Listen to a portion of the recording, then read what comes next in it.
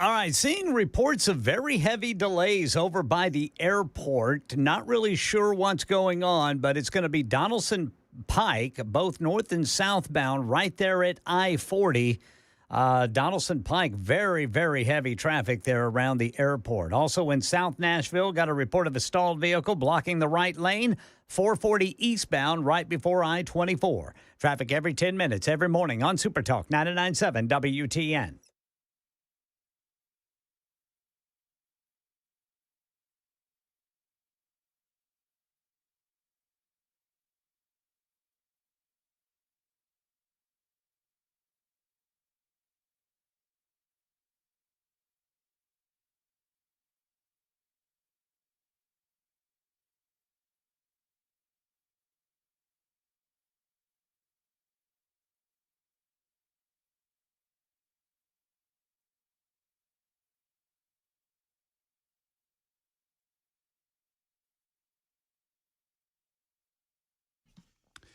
Hello, friends. Welcome in. It is the Matt Murphy Radio Show underway for another day. Happy to have you with us this afternoon, just after 3 o'clock, 3:07 to be precise. Thursday, June 12. You probably know that by now. I hope you know it's 2025. It is day 144 of 1460.5 of the second term of the Donald J. Trump presidency. We like to announce that early on the show just to annoy and trigger liberals. It is also, speaking of triggering people, day 829 of our visits together on Super Talk 99.7 WTN, and I've enjoyed almost every single one of them. We can be found on a variety of platforms, including the FM dial, 99.7 FM, from Alabama to Kentucky and all points in between. You can also find us on a variety of other platforms, such as, a variety of apps. Spotify, TuneIn, iHeart, and the like. We have our own Super Talk 99.7 WTN. You go there, you download the app, you take us wherever you go with your smartphone or whatnot. We also have Talk TV, YouTube, Facebook, Twitter, Twitch, YouTube, Facebook, Twitter, Twitch, up and available for you, for your enjoyment, entertainment, and edification. By the way, I don't know what is going on with the with our text feature. I hope it's not me. There's a big tech outage. Oh, is there? Is that what is going on? Yeah. So maybe that's what's happening. I tried to load in our text feature, and it says error 1101. Worker through exception. I don't know what the hell that means, Ken. Sounds like it's trying to blame you. That's what I thought. Yeah. I was like, well, I haven't done anything. What are you talking about me throwing stuff? I haven't thrown anything. Yes. I mean, I take exception with your accusation, computer. You might have to throw something. What happened? You've requested a page on a website, and it tells us the website, that is on the Cloudflare network. An unknown error occurred while rendering the page. Rendering the page. We're rendering the. What are we getting? Fat tallow now? What are we doing? Rendering. What can I do? It says. It's speaking for me. If you're the owner of this website, refer to the workers error. What? See, it is blaming me. The worker error page. I've done nothing. I want everyone to know. Nothing. I don't think you're the worker. Well, who's the worker? I think the computer. Oh, they're the worker. That's what I'm assuming. Yeah. YouTube is apparently one of the there you go. sites impacted. Well, let me assure you of something. If there is a worker in any given scenario, if there's a worker in said situation, the odds are I'm not it. I'm not the worker. That's the odds. There you go.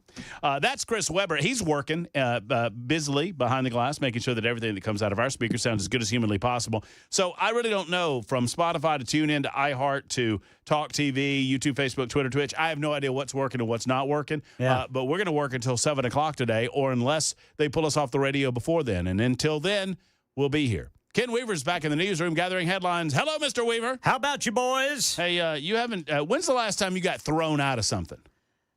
I've never been thrown out of anything. I know that I have.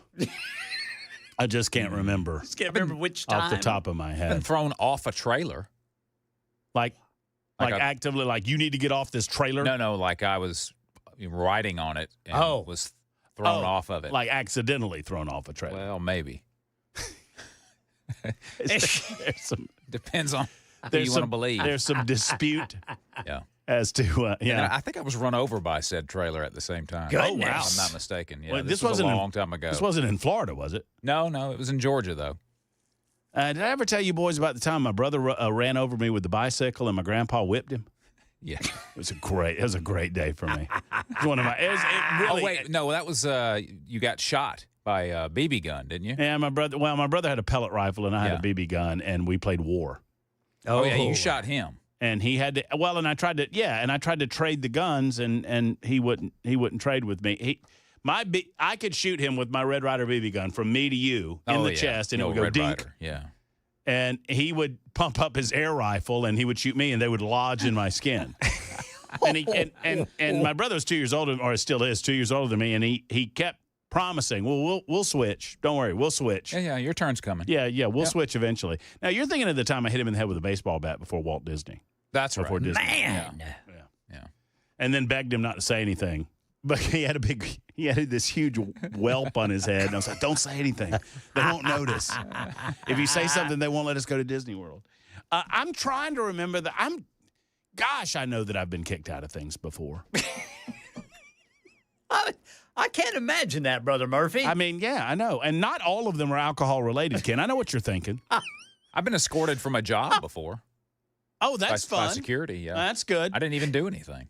Did you get fired? Yeah, I did get fired, but it's all of a sudden security's standing over my shoulder. I'm like, Yeah, they get real sensitive. I know the way out, guys. You don't. It's all good. I mean, yeah, but they just want to make sure you're not stealing staples or something. Yeah. I suppose. I guess the last time I got kicked out of something was when I got kicked out of the Broadway. What is that? Broadway Brew House? Oh, yeah. When the Bulldogs won the national championship. The Broadway Brew House. There's a difference of opinion about how that went down. Pamela Furr witnessed it. She agrees with everyone else involved that I got booted out of the play. I did not get booted out. I was given a choice. The guy said, you're going to have to calm down or you're going to need to leave. Mm-hmm. And I said, well, then I'm going to leave because I'm not about to damn calm down. My team just won the national championship for the first time in the last 40 years. What do you Go think Dogs. about that? Go Dogs. And then I left. You left on your own. You didn't. You weren't removed. I made a choice. Okay. Your team won and you still got kicked. I don't think I made a choice. He said, you have to shut your pie hole or leave. Yeah. And so I left. I guess I would have been Padilla had I not done that. Here's old boy getting the boot out of Christy Dome's press conference. I'm sure you've heard this. Senator Alex Padilla, I have questions for the secretary because the fact of the matter is a half a dozen violent criminals that you're rotating on your heads off. See, he's got bad pad level there. That's right. You don't stand straight up. He's hitting way too high, Weaver. Yeah. Way too high. He needs to learn from that kid that took down that protester. No doubt. That was a form tackle. Textbook. In those knees. Right there. I mean, and that kid, bend the knees, get right to center mass, get low, and hit them, drive through the player. Yes, sir. Don't stop when you hit them, drive through the player, and don't lead with the crown of your head, you get ejected. That's right. And he moved ahead. Yeah, he got him with shoulder. Oh, yeah, it was all shoulder pad. Or shoulder in this case. Oh, that was beautiful. It was a great form tackle. And no, to answer any of your questions, because I had several people asking me this when I posted it up on the X machine. No, to my knowledge, nothing happened to that young person, and nothing should happen to that young person because that young person was defending. And like we talked about with Brink Fiddler yesterday, if you see a police officer in some level of distress, it's perfectly acceptable to help that police officer out, unless they ask you not to. Right. In which case you probably should not. But if you see if you see protesters getting the better of police officers, I mean, do it at your own discretion. I mean, who knows what will happen after that? But for my money, I'm going in and I'm helping the police officers. Well, and here's the thing: who knew what was in that bottle? Well, that's right. That he threw. Exactly right. That could have been acid, for all we know, or some sort of chemical material. We don't know. It could have been pee. We don't know. Well, it could have been. Yeah, could have been. I mean, those people are nasty. Those protesters are awful. They Yeah, spit. that guy looked like a real rocket scientist too. You spit. Had his pants down to his knees. Looked like one of my nincompoop stories. Somebody said that they ought to drag Alex Padilla outside and shoot him in the mommy daddy button with a high-powered beanbag. The mommy daddy button. With a high-powered beanbag. I just love the I'm a senator. Senator Alex Padilla, I have questions for the secretary, because the fact of the matter is a half a dozen violent criminals that you're rotating on your head off. Yeah, you're right, Ken. Many of our ICE agents have been doxxed for doing. She never stops talking. She just keeps going. She just keeps going. Look, you're right, Ken. I mean, I don't blame the player. I blame the coach. I mean, that's coaching. Yeah. That's coaching. Bad level. I mean, it's just that. I mean, you've got to learn those fundamentals early on. Otherwise, he needs to go back to Protest 101 school. Yeah. And learn how to get low. Well, maybe Coach Tim Walls can give him some pointers. Maybe so. Oh, that's a good idea. Coach Tim, he might have a few. Then there's this. This is what happened just afterward. On the ground. Hands behind your back. Hands behind your back. If you let my hands go, I put behind my back. All right. Cool. Other hand. Lay flat. Lay flat. Other hand, sir. Other hand. Yeah. What a moron. There's no recording allowed out here. There's no recording allowed in here. Somebody, and you don't see this person, that's being recorded. You're watching as Senator Alex Padilla is put on the ground, hands behind his back, and he is cuffed by the 3 officers that had to physically remove him from the location where Kristi Noem was giving a press conference because he wanted to interrupt the proceedings. And nobody knew who he was when he barged in the room. He's screaming he's a senator. They don't know. So, and they're putting cuffs on him just to try to get control of the situation, as police officers often do. He was not arrested, but he was detained, and that's how they detained him. But, yes, somebody... You don't see this person, but there's a guy recording all of this, and somebody walks up, and, you feel like they just come lean in. There's no recording allowed in here. Just hear him saying.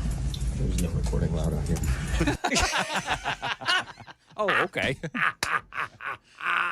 All right. I think we've got what we want anyway. As I learned when I was a young boy, you know what just happened to Alex Padilla? FAFO. Well, FAFO, I've learned that since I was a young lad, but I learned this on the Dukes of Hazzard, Ken. You know what I learned on the Dukes of Hazzard? What's that? We're We're going to cuff him and stuff him. That's what Roscoe P. Coltrane used to do. Cuff him and stuff him.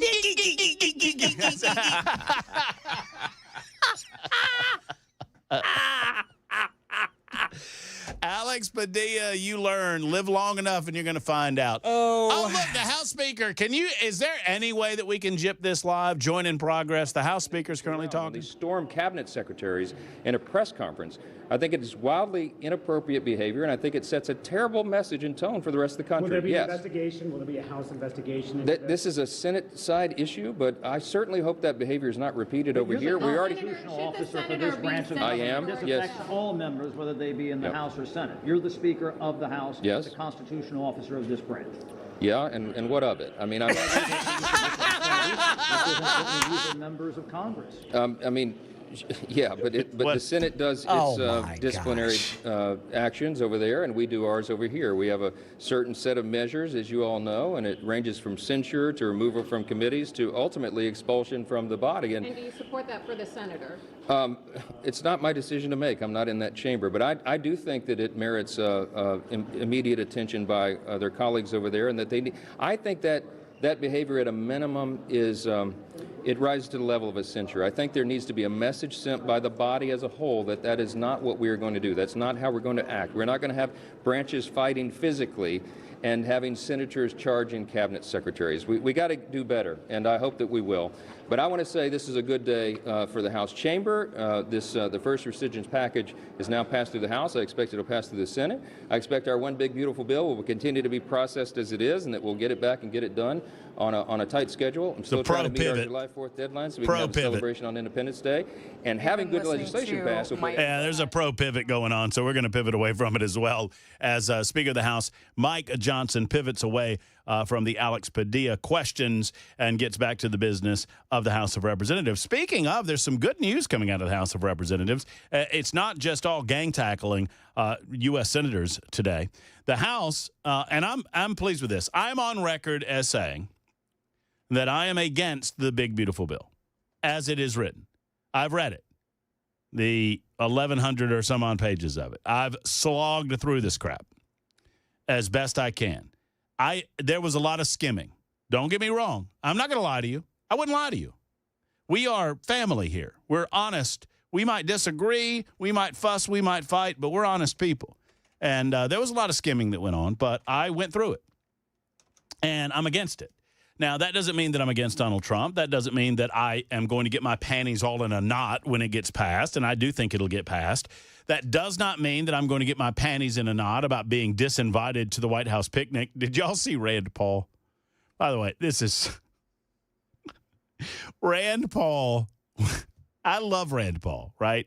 I think Rand Paul's basic governance philosophy is what's going to save the United States of America. Y'all don't get me wrong, but Rand Paul getting his panties all in a big old bunchy wad over being he was disinvited to the White House picnic, and he is all upset about it. He's all upset about it.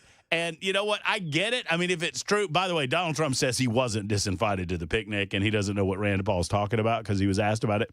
But this is earlier today where he went on a 7-minute tirade outside of the United States Senate about how he was the only sitting senator or congressman, including Democrats, that was disinvited, and it was petty, and it was wrong, and his grandchild won't get to go, and he was disinvited, and he wants to go to the picnic. And he says, I'm going to play you the audio. He says picnic so many times. It's so I can't help but laugh at it. We're not going to go to the picnic. I want to go to the picnic. Picnic's just a funny word. And to hear a U.S. senator very angrily discuss how he's not going to get to go to the picnic, and his granddaughter wanted to go to the picnic, and they're being petty. And there were going to be sandwiches at the picnic, Ken. And lemonade with little blueberries in it. And he doesn't get any blueberry lemonade now at the picnic. With little blueberries. That's right. They're gonna have the little celery with the pimento, you know? Little ants on a log. Ants on a log at the picnic. And I promised my granddaughter ants on a log, and it goes on and on and on and on. And so that's all well and good. 7 minutes of it. Oh, man. About how he's disinvited to the picnic. And then they asked the Trump administration, and I don't know that they got to Donald Trump specifically. I haven't seen this audio, but basically it's like, I don't know what he's talking about. We didn't disinvite him to the picnic. He can come to the damn picnic. Come on. Good Lord. Stop being such a baby. What a whiny baby. Anyway, the picnic basket. So there's that going on, too. 23 after the hour. We've got some very, more serious matters to discuss. Cameron Sexton, the Speaker of the House, will be with us at 3:35. There is an interesting allegation happening out of Shelby County. You may or may not know that the state is preparing to do a forensic audit of the school system in Shelby County. That is Memphis, Tennessee. And there is now credible accusation that school officials in Memphis, Tennessee, they are destroying documents before the state can get over there to do a forensic audit. If true, and we don't know if it's true or not, but if this is true, that is a crime. I think it's a felony, and somebody needs to go to jail out of Memphis, Tennessee. We will discuss that with Cameron Sexton coming up at 3:35. At 4:35 this afternoon, we'll welcome Senate Majority Leader Jack Johnson. We'll find out from Jack Johnson if he's ever seen one of his senators thrown out of a press conference. We'll ask that question. Plus, we'll ask him about this legislation that's being presented in the next General Assembly that would prevent the doxing of government agents, specifically ICE, Immigration and Customs Enforcement. And we'll also play a game today of Where's Freddie? Apparently, Freddie O'Connell has no plans on coming back to town this weekend. And I'm going to ask if that concerns you, because it concerns the hell out of me, considering what could happen in Nashville this weekend. 25 after the hour on Super Talk.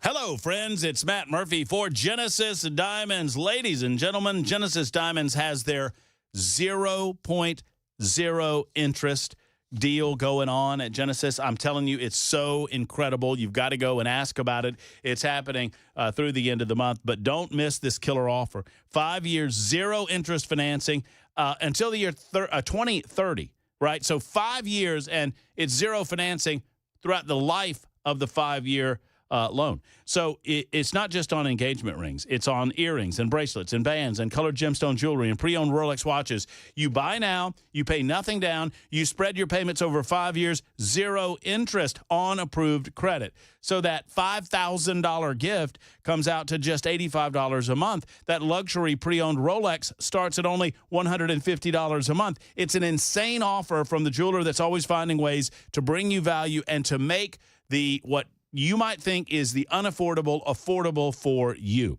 Lab-grown diamonds are also included. You get Genesis's value price on anything, pay zero down, and spread your payments over 5 years. Hurry, it's a limited-time offer. It ends June 30th and will not be extended. Genesis Diamonds, 2 locations, Green Hills and Cool Springs. Tell them I sent you.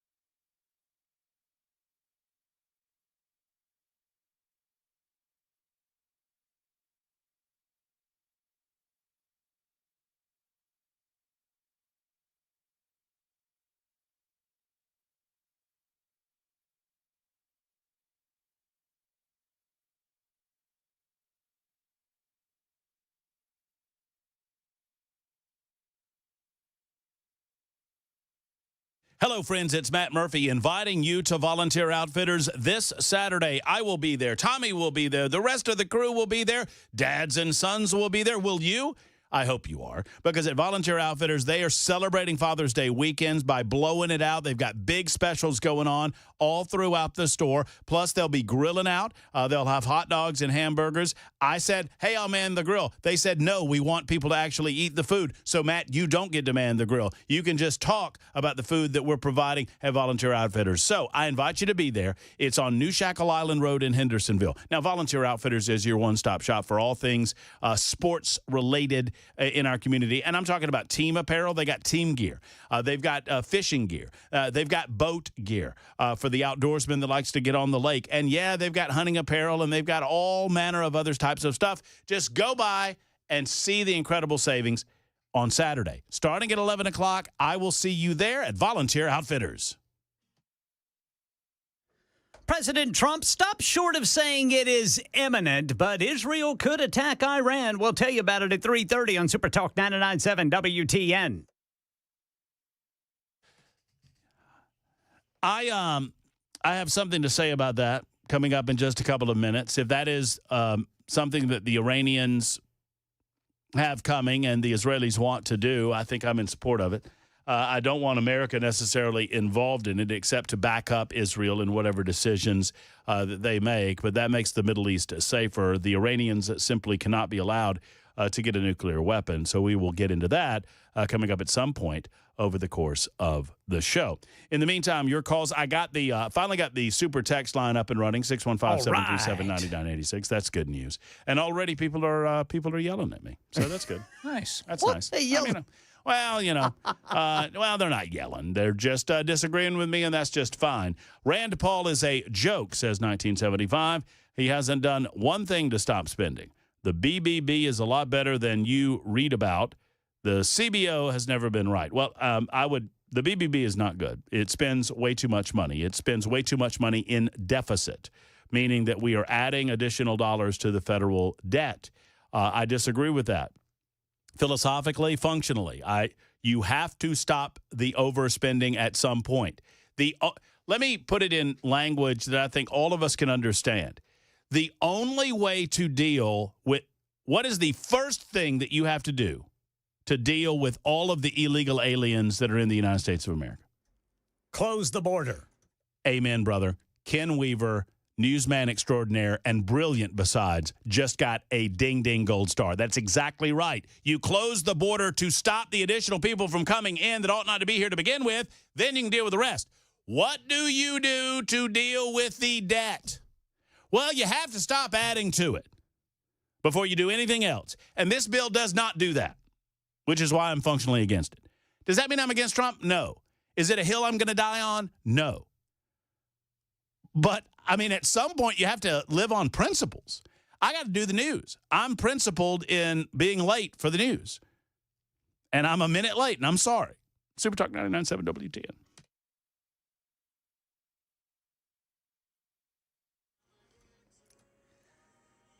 I'm Ken Weaver with your top stories. Got the full forecast and traffic coming up in 5 minutes. President Trump is stopping short of saying it is imminent, but Israel could attack Iran. Well, I don't want to say imminent, but it looks like it's something that could very well happen. Look, it's very simple, not complicated. Iran cannot have a nuclear weapon. Other than that, I want them to be successful. I want them to be tremendous. We'll help them be successful. We'll trade with them. We'll do whatever is necessary. U.S. and Iranian nuclear talks pick up this weekend. Right now in our nation's capital, federal funding for NPR, PBS, and international aid that lawmakers had previously appropriated is in danger of being stripped away. In a 214 to 212 vote, all but 4 House Republicans voted in favor of the measure, with all Democrats opposing, clawing back nearly $10 billion identified as waste by DOJ. Big tech outage. DownDetector.com says a large number of sites appear to be affected, including Amazon Web Services, Google, OpenAI, and Spotify. Reports started ticking up around 1 o'clock Middle Tennessee time. Cloudflare, a company that provides services to some of these sites impacted by the outage, says the source of the outage is Google Cloud. And the U.S. will be sending resources to India to help investigate the Air India plane that crashed into a residential area after takeoff. There were 241 people on board the plane that were killed, along with an unknown number of people on the ground. Transportation Secretary Sean Duffy says federal investigators will be heading to India, along with representatives from the companies involved. Our hearts go out to the families of the victims who lost loved ones on that flight. At DOT and at the FAA, safety always comes first. And in this investigation, we are going to follow the facts. That's the latest news. Traffic and weather next. I'm Ken Weaver, WTN News.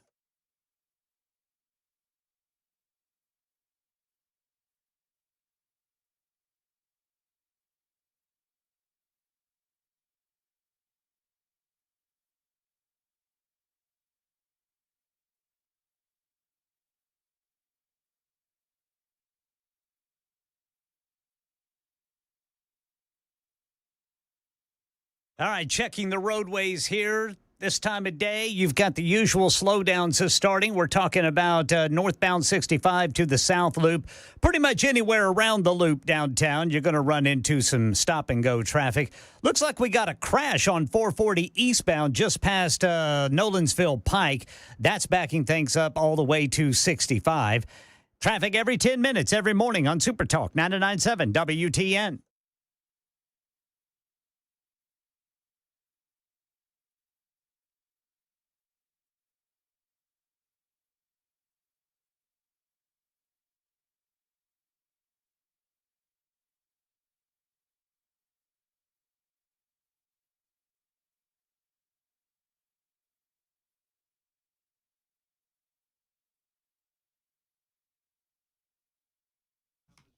Hello, friends. It's Matt Murphy, and let's talk for a moment about your computer systems at your business. Now, if you're a business decision maker and it comes to computers, unless your business is computers, I would suggest that you're not in the computer business. And if that's the case, you need someone like Alpha and Omega Computer Consultants on your team and on your side. Did you know, for example, that 70% of cyber attacks target small to medium-sized businesses? Sure, we hear about these huge facilities that get cyber hacked or have to go through ransomware, but what you don't hear about is the business owner in Murfreesboro or in Fairview or in Hendersonville or Nashville that have to go through this. Compliance is critical in these systems, and if you're waiting for a disaster, well, you're probably going to find one unless you are protected with Alpha and Omega. Their average response time is less than 4 minutes. You'll always talk to a human being, never IT and never someone overseas. Emergency services are available 24 hours a day, 7 days a week. Plus, they do it all of your IT issues from the internet to printers, you name it. They service it directly, and they get to the bottom of the problem, and they fix it quickly. Call 615-784-0096, 784-0096, or go to A&O.net. That's Alpha and Omega, A&O.net.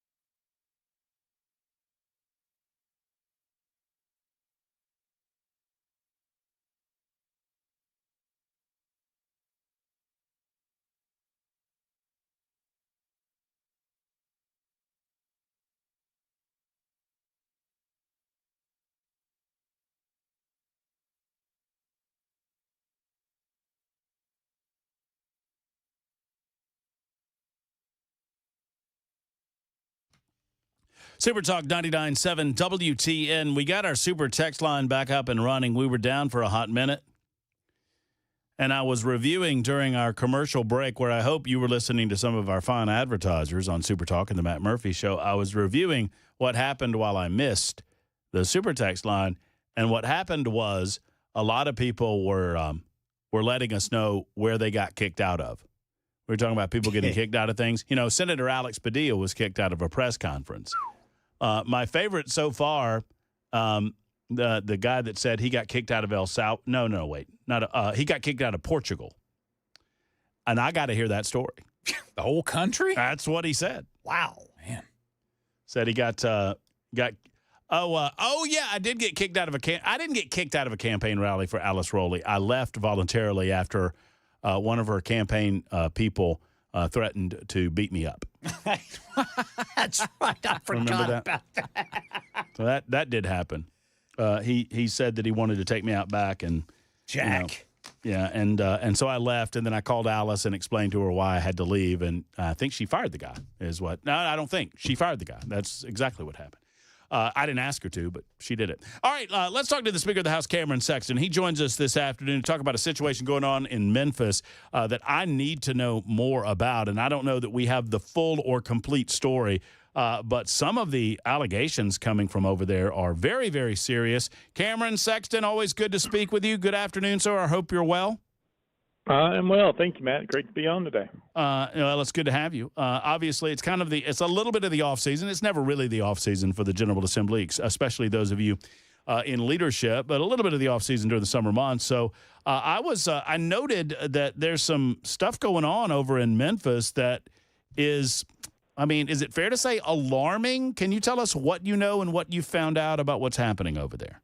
Yeah, I'll tell you what I do know. I don't want to give out too much information so that Memphis knows what we know, right? And so, look, this year, if you remember, Matt, we had a bill where we're trying to take back the Memphis schools due to decades of poor performance and mismanagement. And we're hearing all these stories about all this stuff going on about nepotism, about companies who were subcontractors getting calls saying they got paid for a contract and they never got paid, and they looked it up and the payment went to the contractor, but the contractor never sent it back to the subcontractor, and they never performed any work. And then you just have issue after issue after issue and all these stories.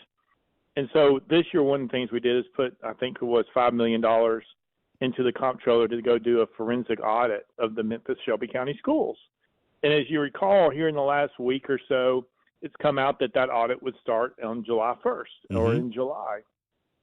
And so all of a sudden this week, yesterday and today, we started getting calls from people from within the school system that said, hey, y'all need to know what's going on. And what they're telling us is that the school system don't know who all is involved. I'm not going to blame anybody at this point because we don't know who issued the orders or whatever, but they are under the direction of somehow to start destroying documents related to the school system. And so not sure how they're destroying them, but they're getting rid of them.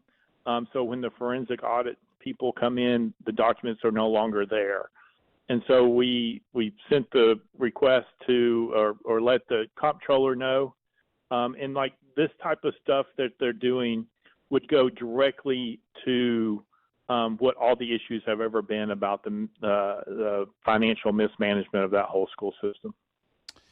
Okay, so help people understand that don't get the totality of the backstory regarding Memphis. I mean, you guys have tried to allow this local system to work out their financial issues, and there's just too much to dissect. And they don't seem to be able to do it, right? That's the reason the decision was made for the state to conduct a full forensic audit. Right. I mean, look, so the state spends $1 billion on a yearly basis for Shelby County for their schools. The locals spend about $1 billion. So it's about a $2 billion school district. Your return on investment is about 0%. Because their reading proficiency levels and graduating kids who are ready to hold jobs is below 32%. And in some schools, I'm not kidding you, in some schools they have a 0% proficiency rate, 0%. And then so you start out with that, and then what you have is you have people, when we started doing this, telling us that, well, they give this person $200,000 to go do XYZ, and they never perform XYZ. They never ask them about XYZ, or they give their buddies a contract or whatever. And it's just a huge issue financially out there. And then you had that director of schools that came in that tried to clean it up. And guess what, Matt? As soon as she went after the contracts, guess what they did? What did they do? They got rid of her. They got rid of her. Of course. They got rid of her. Of course. The board got rid of her, 5-3, 6-2, something like that. They don't want this stuff exposed. So the best thing that we could do is do a forensic audit that goes back over multiple years to see what is going on inside that school, just based off the history. Now, this isn't anything new. This has been going on for decades. The problem is, for decades, the Democrats were in charge and they just didn't care about it. When Republicans came in, we are trying to hold them accountable, and now we're getting to a point where we're really going to start holding them accountable. And so we're hoping to get this in. It's going to be a multi-year audit because it's going to take a long time. If you remember with TSU, we did a forensic audit of TSU. That budget is a lot smaller than what Shelby County is. And when the forensic auditor came back with Dr. Glover as president, we asked him, and he said, the question was, how is this audit compared to the other audits you've done at other universities? He said, this is the worst one I've ever seen, meaning higher education for TSU. And we think that Shelby County is far worse than anything TSU has ever done. So the bottom line is we need to find out where the money is going and who's spending what where. And now we're hearing you're getting information. Is it fair to say from whistleblowers or from people inside of the system? Is that fair? Yeah. Okay. Either way you want to go. Whistleblowers that there are people inside that school system that are destroying documents. That's illegal, right? It is illegal. You can't do it. All that's public record. And, we know sort of what they're doing. We know some of the documents that they're destroying. We don't want to give it out because we don't want the school system to know what we know because it may identify people within certain areas, right? We don't know how many people are in contact with such documents. But if it's certain documents, we fear it's much more than that. And they're going through a whole process to try to minimize what we can find, and it is a crime. And so hopefully when the auditors go in, look, if you give somebody a check, there has to be an invoice, there has to be a contract, there has to be something there. If it's not there, you're either doing your job awful or the document's been destroyed. And hopefully when they get in there, the people within those areas will tell them if someone told them to destroy documents. So, I mean, because everything should be public. Well, and that's my question is, are you confident that we will get to the bottom of what documents we're talking about and what, if any, direction was given to individuals about the nature of what they're getting rid of? I mean, obviously, the people that are actually doing the destruction, if that's what's going on, they're receiving marching orders from someone, and the million-dollar question then becomes, who's giving them the direction or the directive to do this type of thing? Correct. We're still diving in on that regard, but we do have the understanding of what documents are being destroyed. And I think that was one of the reasons that the Lieutenant Governor and I today came out with our statement, is to just let them know there's no ignorance of the law. Like, if you break the law, you broke the law. We want them to understand in Shelby County that destroying these documents, whether you're told to or not, is breaking the law, and you will be held accountable for that.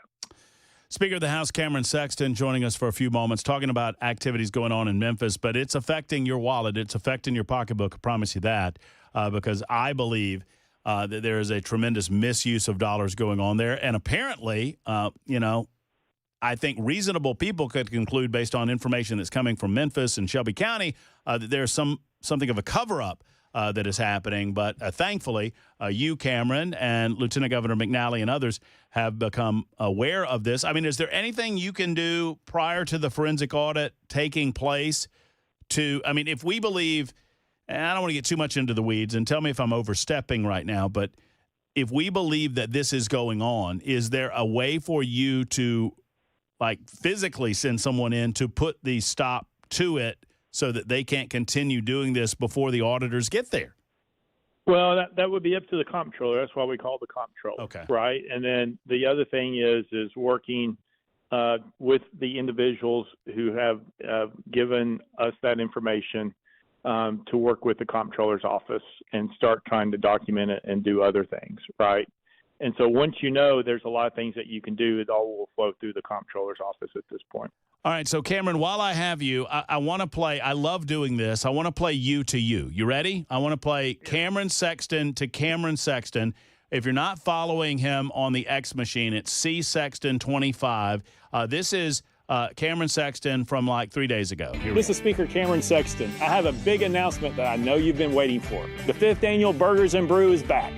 Look forward to seeing you on August 16th at 6 p.m. at Oaklawn Farms in my hometown of Crossville, Tennessee. It's going to be the biggest, most beautiful thing you've ever seen. It's going to be huge.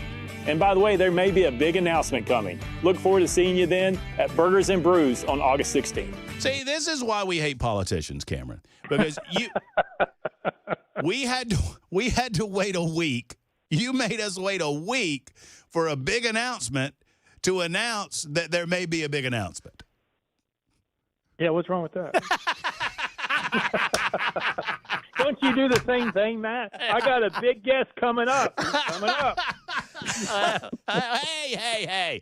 Don't you throw my logic back on me, pal. I'm not here for it. Well, I mean, I'm happy that you're having your big, what is it, Burgers and Brews? That's good. Yeah, Burgers and Brews. Yeah. All right. Am I invited?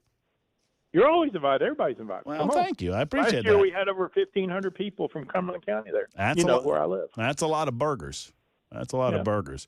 A lot of burgers. I have it on reliable authority from Democrats that hate you that you live in a bunch of other places than just over there. That's what they say. That's what they tell me. Yeah, well. Well, we look forward to. I mean, any tips on what that big announcement? Might be. I don't. Is it too early? No tips. It could be a lot of stuff. Look, we're still planning the event.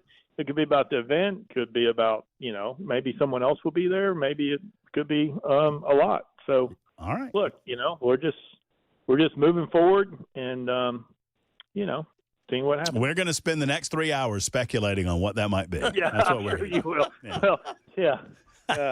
Well, look. In all seriousness, thank you for what you're doing.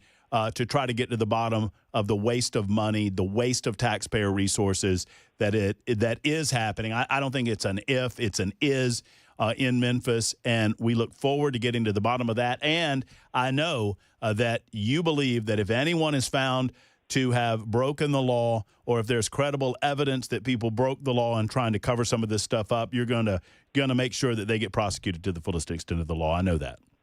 Yeah, that's right. Ignorance is not a defense for breaking the law. Cameron, thank you so much for what you do. We'll talk to you again next time. Thank you. There you go. There's Cameron Sexton, Speaker of the House, with his big announcement, saying that he's got a big announcement. And a lot of speculation. I mean, because, there's a lot of moving parts going on, right? You got a governor's race coming up, and there's only one person officially announced for that governor's race, and that's John Rose. Yep. So there's speculation as to maybe other people could be jumping into that race. Or there's also speculation that there are people that are considering running for the 6th Congressional District. Then there's the 7th Congressional District going on. There's a lot of humming. Happening. That's because you got to keep those lips tightly sealed. Yeah. I don't know, by the way. If you think I'm playing around, I don't. I could speculate, but I don't know. Oh, we could speculate all day. And by Joe, we just might. You never know. I've also got some further delay. I don't know if y'all have seen this or not, but apparently all the Democrats from the California delegation in the House of Representatives took to the steps of the Capitol to protest and denounce the treatment of Senator Alex Padilla. Are they singing songs? What are they protesting? He busted up in a press conference that he wasn't invited to and tried to take it over. Yeah. And he got summarily dismissed from the room and threatened with arrest. I thought no one was above the law.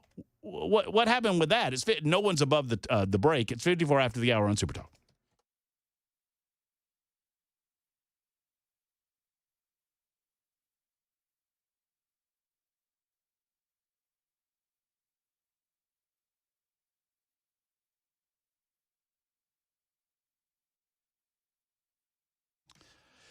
Look, friends, we live in an area of the country where you never know when the lights are going to go out. It's not that we don't have reliable power in the state of Tennessee. It's that we have so many natural issues that come our way, from ice storms in the winter to, occasional thunderstorms and severe weather that come through in the summertime, maybe remnants of a hurricane or tornado season. All of these things can cause the power to go out. If you want the satisfaction and the peace of mind to know that when the power goes out for the rest of the neighborhood, that you're safe and sound with a home generation system, you need Premier Generators. They are your #1 certified Generac dealer in Tennessee, and I'm here to tell you they'll get the job done. By the way, There are a lot of companies that have generators on the side. You know, they got one over there in the corner. Oh, and they'll talk to you about home generators if you want them to. Premier Generators, it's what they do. 100%. They are a home generator specialist company. It's what they do. So you know you're getting the experts when it comes to a home generator in your home. And they know that Generac is the only way to go. So let the experts at Premier help you. They can craft a system, a home generator system that is right for you, and they come in all shapes and sizes. Call them at 615-439-2992 or go to premiergenerators.com.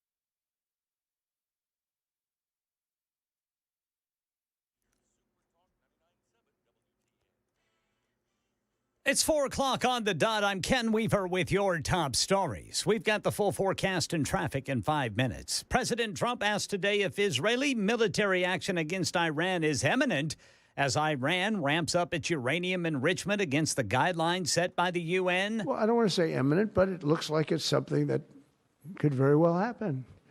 Look, it's very simple, not complicated. Iran cannot have a nuclear weapon. Other than that, I want them to be successful. I want them to be tremendous. We'll help them be successful. We'll trade with them. We'll do whatever is necessary. This is the U.S. and Iran scheduled to continue nuclear talks this weekend. Right now in Nashville, here's Channel 4's Lydia Fielder. Time is ticking for Nashville Mayor Freddie O'Connell to release documents related to his response on ICE operations last month. Mayor O'Connell is facing an investigation from Tennessee U.S. Representative Andy Ogles.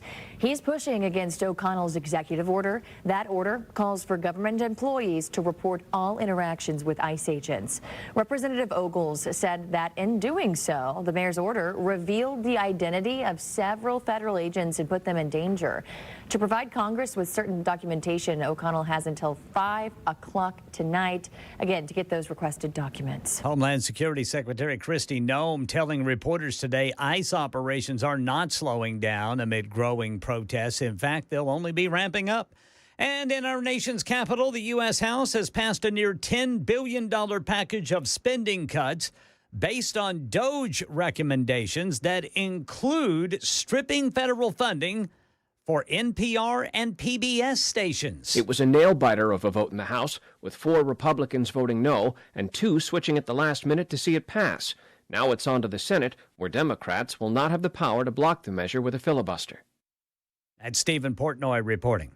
Big tech outage. Downdetector.com showing a large number of sites appear to be affected, including Amazon Web Services, Google, OpenAI, and Spotify. Reports started ticking up around 1 o'clock Middle Tennessee time.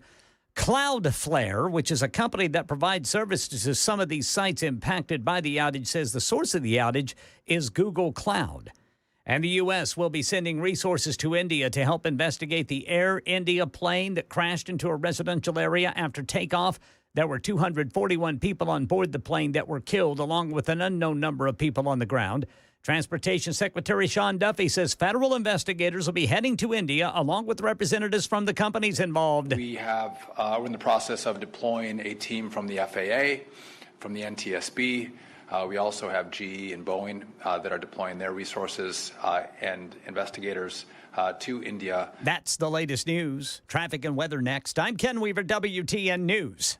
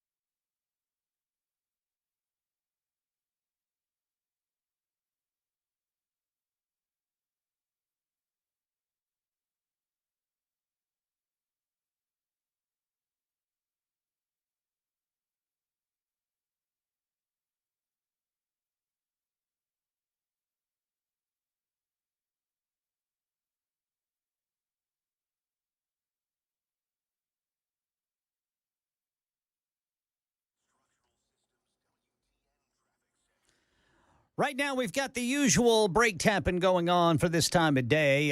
It's heaviest right now. I'm seeing eastbound 24 right after you get off 440 east to get onto 24 eastbound. Then northbound 65 to get to the South Loop downtown. That's just about as heavy as that eastbound 24 I just told you about. Traffic every 10 minutes every morning on Super Talk 99.7 WTN.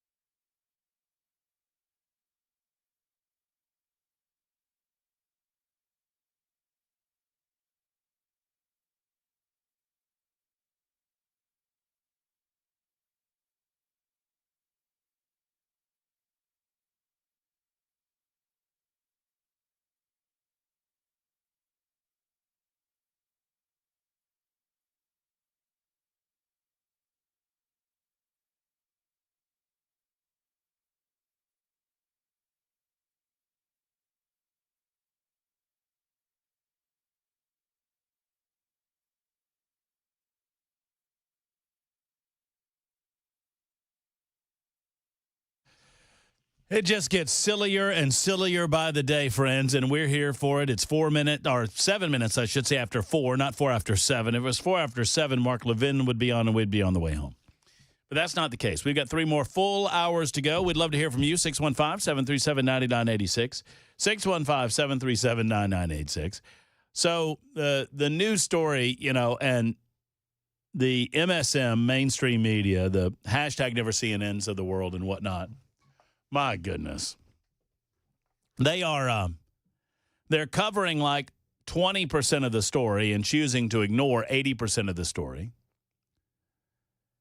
As Senator Alex Padilla was forcibly removed from a press conference that he was never invited to. He busted into the press conference, interrupted the press conference, and then began approaching the podium of the press conference. And if you've not heard how that went down, hold on just a second. Let me pull this up. So it was earlier today with Secretary of Homeland Security Kristi Noem. Oh, there it was. Secretary of Homeland Security Kristi Noem was offering remarks in California, and Senator Alex Padilla's office has put out this this video of what they what happened. Here it is. Guys, ready? And balancing. Sir, hands up. I'm Senator Alex Padilla. I have questions for the secretary, because the fact of the matter is a half a dozen violent criminals that you're rotating on your hands off. You hear Kristi Noem in the background. She never stops talking. She just keeps going. On the ground. They on the ground. Hands behind your back. Hands behind your back. If you let my hands go, put them behind my back. All right. Cool. Other hand. Lay flat. Lay flat. Other hand, sir. They seem very calm. Good for them. Good for the officers. Here it comes. There's no recording allowed out here. I did not know. There's no recording allowed out here per FBI, right? So what, I'm sorry? There's no recording allowed out here.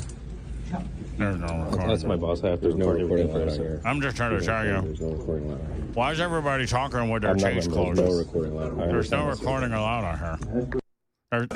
There's no recording allowed out here. Did you hear the guy say that's my boss there? Yeah. That was all staged. It's all staged. So they knew they would get this type of reaction. It's all a dog and pony show attempting to get people.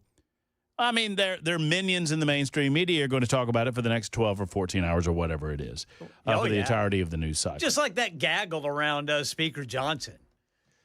So, right. I mean, what? I mean, he's probably thinking, why do I have to ask? Why do I have to sit here? I'm the Speaker of the House. These questions? You're the constitutional head of the office of the legislative branch. Just get out of my face, man. We're trying to pass bills and stuff. By the way, they did get something done. Yes, sir. $9.4 billion removed from funding of NPR and certain other entities that I don't believe deserve federal funding any longer. So they're cutting. They are codifying some of the DOGE cuts. We asked, and we are seeing some of that activity going on over the course of the summer. That is good news, and we've got that story coming up in just a couple of minutes. But so the Democrats in California staged a protest in front of the United States Capitol in support of Alex Padilla. So let me get this straight. It is their contention that if you are a member of Congress, you can bust up into any immigration detention facility at any time that you want and demand access, and you get access.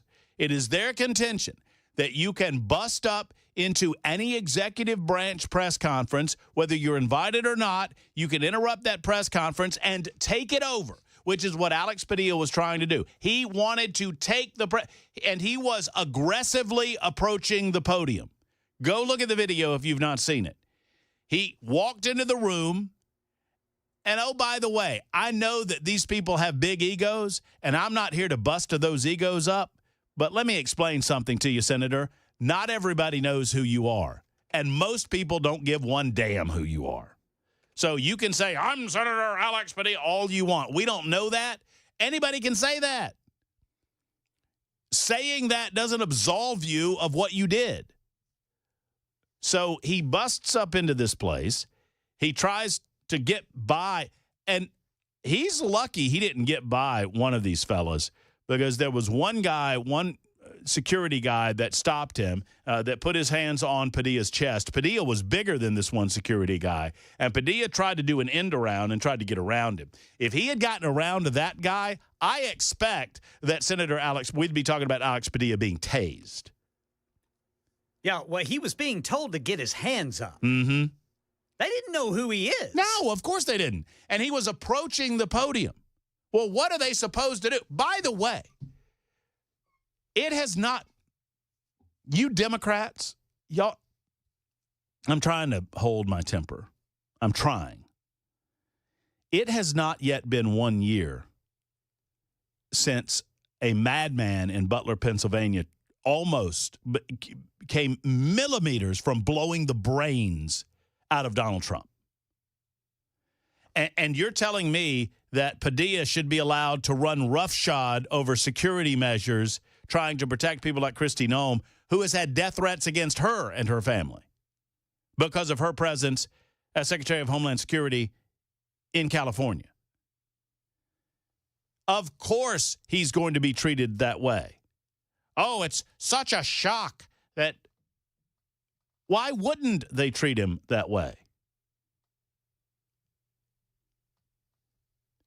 There is no difference in how he should be treated than how anyone else should be treated who were not invited to the. And oh, by the way, we are told that in the aftermath of, he was not arrested, hashtag Never CNN and MSNBC, they were initially reporting that he was arrested. He was not arrested. He was detained in handcuffs until they ascertained exactly who he was. And then eventually they let him go. He then met with Kristi Noem, we are told, and had a good, productive 10 or 15-minute conversation that was very polite and cordial, we are told.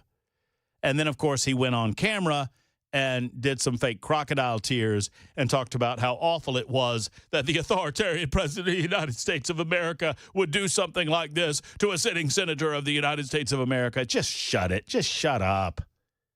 Just shut up. You people spoke in a way that convinced crazy people to try to blow the head off Donald Trump. And you're doing it again. Gavin Newsom did it 3 nights ago. He's a threat to democracy, and he's going to come to every state. He's going to do this to every state. Do what? Try Try to prevent lawlessness? Try to prevent the citizens of California from having their property destroyed? What's so wrong with that?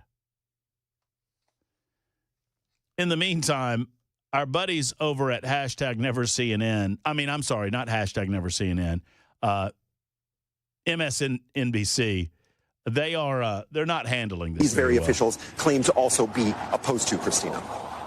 And Lisa, I want to go back to you really quickly because we've also seen Democratic lawmakers trying to walk that exact line we were just talking about with David. I hear you have more information on that video we played of Senator Padilla at this Kristi Noem event. There is reporting now that he was, in fact, arrested outside the room. He was not arrested. Now, understand, this is from a couple of hours ago. But just listen to the breathless reporting from MSNBC. It appears that he was arrested outside the room, Christina. He wasn't arrested. I am now in possession of video that was taken from a different angle of this same incident. The video you showed earlier. In other words, this reporter has the X machine. She has her Twitter feed pulled up. I am now in possession. Yeah, the rest of us are in possession of that too, lady. Shows Senator Padilla being escorted out of the room and quickly ends thereafter. The video that I have seen shows that what happens when he goes into that hallway, he is further pushed into the hallway by somebody wearing an FBI shirt. He is then pushed. Oh, you mean an FBI agent? That person? Onto the ground and placed under arrest with his hands behind his back. He wasn't arrested. As he is face down on the floor by 3 additional officers. Although I would say if you were going to arrest someone, that's how you do it. You get them face down on the ground, get their hands behind their back. They become no longer a threat to the agents in charge of facilitating detainment or arrest, and then you figure out what's going on. Obviously, we don't have full information about the altercation that led him to be pushed out of the room by personnel either from the Department of Homeland Security or the FBI, but this is... They don't have information? What information do you need? He was, regardless of whether he was there by invitation or not, and my information was he was not invited to be in the room. This was for assembled press and media covering the ongoing effort to remove illegal criminal aliens from the United States of America. So he tried to disrupt the press conference. He was told to shut up. He refused to shut up, and he aggressively approached the podium. And then he was pushed back from there. And then when he was pushed, he forcibly attempted to push back against the agent who was engaging in trying to secure the perimeter of the press conference. What are they supposed to do? Wait a minute. I thought no one was above the law. Yet another escalation between the Department of Homeland Security and those agents working at their disposal and lawmakers. Obviously, LaMonica McIver, a congresswoman from New Jersey, has now been indicted on 3 federal charges for which she could face up to 18 years. I mean, this woman is literally wearing pearls that she ought to be clutching. Yeah. My goodness. Yeah, you can't run roughshod over authorities and bump into them and attempt to muscle your way into a facility that you've already been told you are not allowed to get into. Otherwise, you might have some violations thrown your way. Prison in an altercation that started not dissimilarly from this. You know, one of the things I was looking for is whether or not Senator Padilla himself put his hands back on those who were involved in that altercation with him, as LaMonica McIver is alleged to have done. And you can see from the video you're showing right now somewhat that Senator Padilla is pushing back or has his hands on the officer. From the video that I have seen, it's much clearer. At some point, he then stops resisting, puts his hands up, and nonetheless, they push him down the hallway. You can tell. So she changed her narrative while they're watching the video, because she was about to say, well, you can see that you want to see if he's pushing back on this officer, and you can see here that he is a little, okay, he's pushing back, okay, so a little, but then later on he stops. It's like she so desperately wanted to say he wasn't, but they were rolling the B-roll of you see him pushing the police and trying to get around the officer that's pushing back on him. What exactly do these folks expect? These are not serious people. And they are doing a grave disservice. People, we can laugh at this and we can have a good time with it. And Alex Padilla, he'll get his 15 minutes of whatever fame he's looking for. But people like Alex Padilla are going to get average citizens killed. Seriously. People in California look at this kind of garbage, and for whatever reason, they look up to people like Senator Alex Padilla. And when they see this, they think it gives them the latitude to do the same. Let me tell you, in the wrong circumstances, at the wrong time of day, with the officers under the stress that they're under, somebody's going to get killed. And they're going to get killed because the escalation is happening from the political left, regardless of what MSNBC wants you to believe. Put him face down, his hands behind his back. He's arrested. I don't know yet. For the fourth time, he was not arrested. What has going to come of this and where Senator Padilla has been taken. But this is a big escalation of what has been happening in. A big escalation by whom? Who? So. Yeah. Who escalated it? Through your breathless reporting there, liberal lady, can you tell us who escalated it? This is a big escalation By whom? Of what has been happening in California. Senator Padilla, as David was mentioning earlier, is a son of California. He grew up in Pacoima in Los Angeles' San Fernando Valley, where I'm also from. Pacoima. Oh, were y'all friends? Did y'all hang out at the at the Dairy Queen? Did y'all do? I mean, what does any of that matter? He broke the rules. He's a son of California. He's from immigrant parents. Nobody cares. Nobody cares. Follow the law. My goodness gracious. 22 after the hour on Super Talk 99.7 WTN.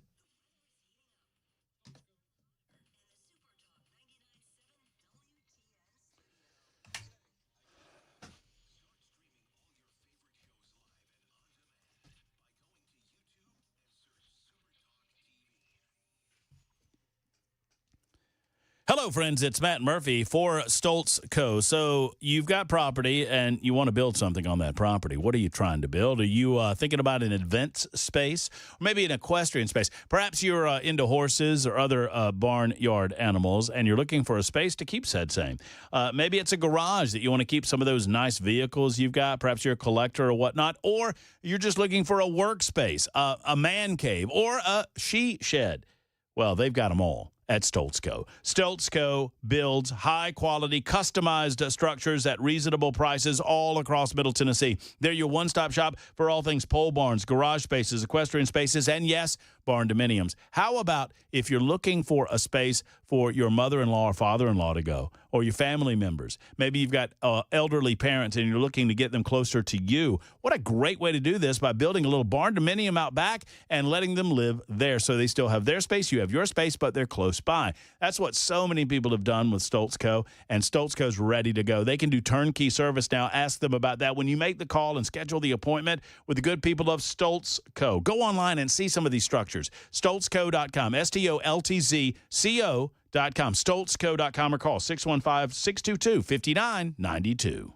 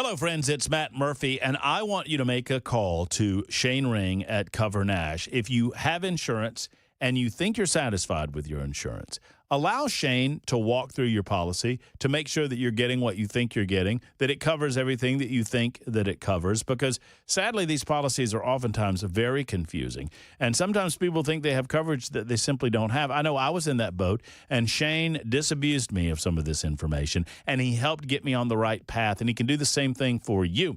Now, bottom line is this, too. Shane can comparison shop to all health coverage on the market today, available to you. He's not a call center. He's not selling a particular product.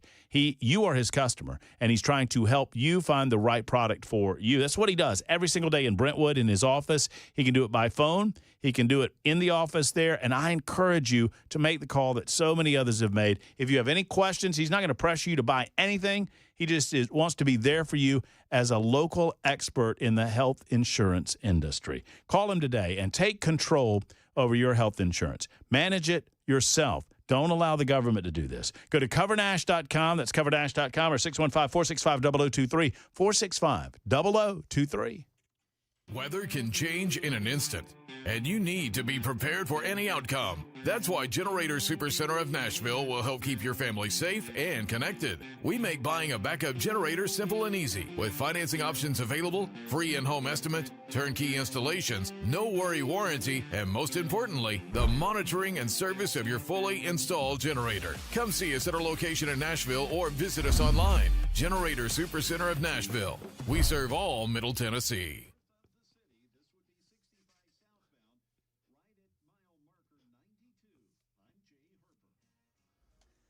President Trump is asked whether Israel's attack on Iran is imminent, and the House has passed nearly $10 billion in spending cuts recommended by DOGE. We'll tell you who is at risk of getting their federal funding stripped away. Details at 4:30 on Super Talk 99.7 WTN. Just to put a capper on this Padilla incident, because I don't want to drive the subject into the ground. Maybe I'm already guilty of doing that. Speaking of driving, is Harper in traffic? I thought he was going to go somewhere. He shouldn't have gone. He sounded frustrated. It sounded like he was sitting in the traffic that he was covering. Did you hear that? He kind of let an exasperated sigh out.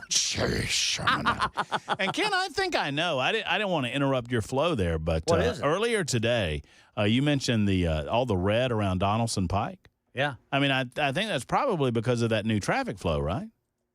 For the airport. On the airport. And I was a little confused for a minute, and I got disabused of my confusion earlier today because I traveled. I took 40 because I had to veer off and get up to 70, and so I took Donaldson Pike over to 70 off of I-40. And I used that interchange for the first time since they've officially opened it. That ramp was always open, but the rest of the interchange wasn't. It looks pretty. I mean, I don't understand what people don't understand by just follow the signs. I mean, it'll be okay. Everybody, every local television station in Nashville, Tennessee has done one of those drive-along stories. Yeah. Have y'all seen them? Yeah. Yeah, where they, okay, and now you get off and see, and people are confused, and this, and now you get over here, and you got to do this, and here we go, and we're driving along, and you got the video, and you're driving along. And, a couple of things. One, I can't watch this video in my car. If I'm actually in my car, I got to pay attention to the road. Number two, if I'm at home, you think I can remember all the information you're telling me on the television? Number three, just follow the signs. The sign, that's what they're there for. Matt, you're forgetting that there's a lot of morons out there. That's a good point. Yeah, that's Chris Webber. Yeah, most of them are on 24. That's a good point too. Yeah. But I was a little confused at the beginning about what they were going to do with they built a new ramp, a new overpass, and they redirected the road. And I was like, well, what are they going to do with the old overpass? They must be doing something. I think they're just going to destroy it. Take it out. Yeah, I would think. I don't know the answer to this, but I think the airport needs that area beyond that overpass for parking or whatever. But yeah, they're just shifting everything down. And so now you're just going along Donaldson Pike. You're watching on TV. I'll do some visuals for you. You're just going along Donaldson Pike, and then you have to go just like that. And then you go back up. Go down at a 90-degree angle? Yeah, kind of. I mean, if this is, well, okay, so technically I-40 is going this way, and Donaldson Pike's going this way. Yeah. So it would be you going down, and then you get to I-40, and you go boop, and you go over 90-degree angle. And then you go zoop, and you sweep back down again. So, that'd have been a good TV report. You're doing these vertical, visuals. That's north and south. So the 90-degree angle is you're taking a right, is what you're saying. Well, if you are coming from Donaldson Pike southbound toward the airport, and you get to I-40, you are going to jog almost at a 90-degree angle to the left. To the left, okay. Yeah. If you're going straight. Yeah. You can't go straight. You used to go straight. Now you got to go left and then right and then kind of a subtle get back on the – and then there's airplanes and there's confusion. And you know what you just did? Exactly what you were talking about the TV stations doing. I was going to say, where do you park your car to jog? I was about to say, you know what we need? What we really need is the local television stations to do a report on this so that everybody can fully understand it. Get on that, guys. Come on. Yeah, come on, guys. Where you at? What you do here is you do a zoop and then a jog. You got to zoop and then jog and then you're back on track. They're just lucky they didn't put a roundabout in there, boy. People would have really been confused. Oh, my. That is Don't get Ken started. That's... There was a lot of guttural sounds that happened just then. These people that don't understand roundabouts... It's just... It's oh, mind-boggling. my goodness. Yeah. It is. It's the people on the naked statue roundabout on Demumbrian that...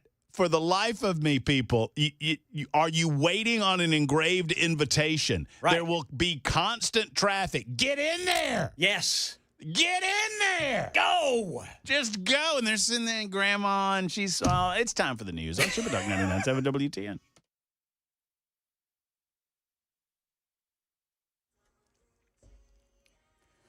I'm Ken Weaver with your top stories. Full forecast and traffic in 5 minutes. And President Trump says it looks like Israel could attack Iran, but he stopped short of saying it's imminent. There's a chance of massive conflict. We have a lot of American people in this area, and I said, we got to tell them to get out because something could happen soon. Yeah, that was the order given yesterday by the Pentagon for all non-essential staff in the embassy over at Baghdad. Also, other areas where there could be some tension as a result of Iran's threats.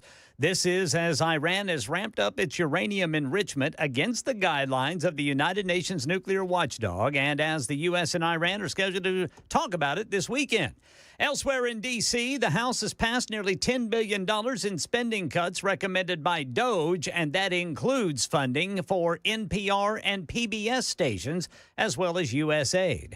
Here in Nashville, Metro Police placing 2 mobile camera surveillance units on either side of Bicentennial Mall, where the anti-President Trump No Kings protest is planned this weekend. Here's Channel 4's Steve Mailing. We're told by Metro Police that officers will monitor the protests as they normally do. The camera units are typically placed in areas where crime trends are high or for events such as protests. Park rangers to be on site as well. That protest scheduled to start around 10 o'clock Saturday morning. Right now in Middle Tennessee, today's the deadline for Nashville Mayor Freddie O'Connell to hand over documents demanded by Congress. The U.S. House Judiciary and Homeland Security Committees investigating O'Connell's executive order requiring city personnel to report any interactions with immigration officials directly to him within 24 hours. No word on if he'll comply. Looks like this deadline is going to pass in about 26 minutes. Meanwhile, Homeland Security Secretary Kristi Noem says ICE operations are not going to stop despite protests. They're going to increase. It's not acceptable. If you assault a law enforcement officer, we are going to come after you, and we are going to arrest you, prosecute you, and put you away. That is for rioters. And that's the latest news. Traffic and weather next. I'm Ken Weaver, WTN News.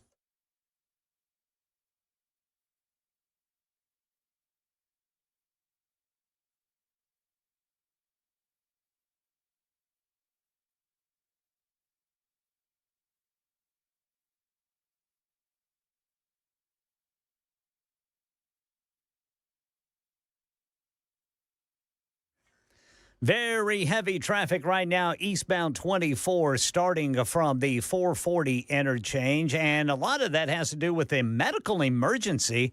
Apparently, it has the left two lanes of I-24 eastbound blocked there in Antioch. We've also got 40 westbound, eastbound off, or that's 40 west, eastbound off-ramp to northbound 65, the north loop. A crash right there has the off-ramp left lane blocked.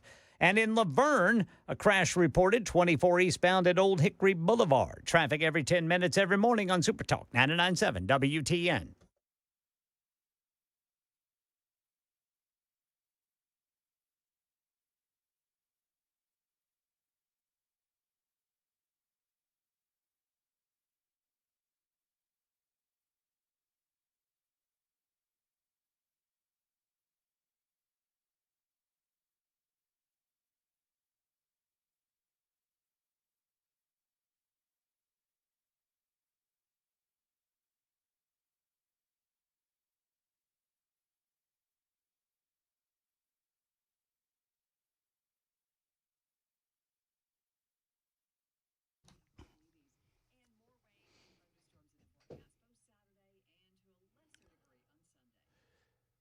Hey, friends, it's Matt Murphy. And, guys, I want to talk to you for a moment because there's a solution to an issue that affects about half the men in this listening audience. And if it's not affected you yet, the possibility exists that it will coming down the road. And I'm talking about intimacy in your relationship. Yes, that's right. I'm talking about ED. Now, I'm not here to get into your business. And I'm not here to, talk about things that are private matters. But here's what I know. That when you are going through something like this, it can affect relationships. It can affect the intimacy, obviously, in your romantic partnership. And you don't have to sit idly by and just allow it to happen.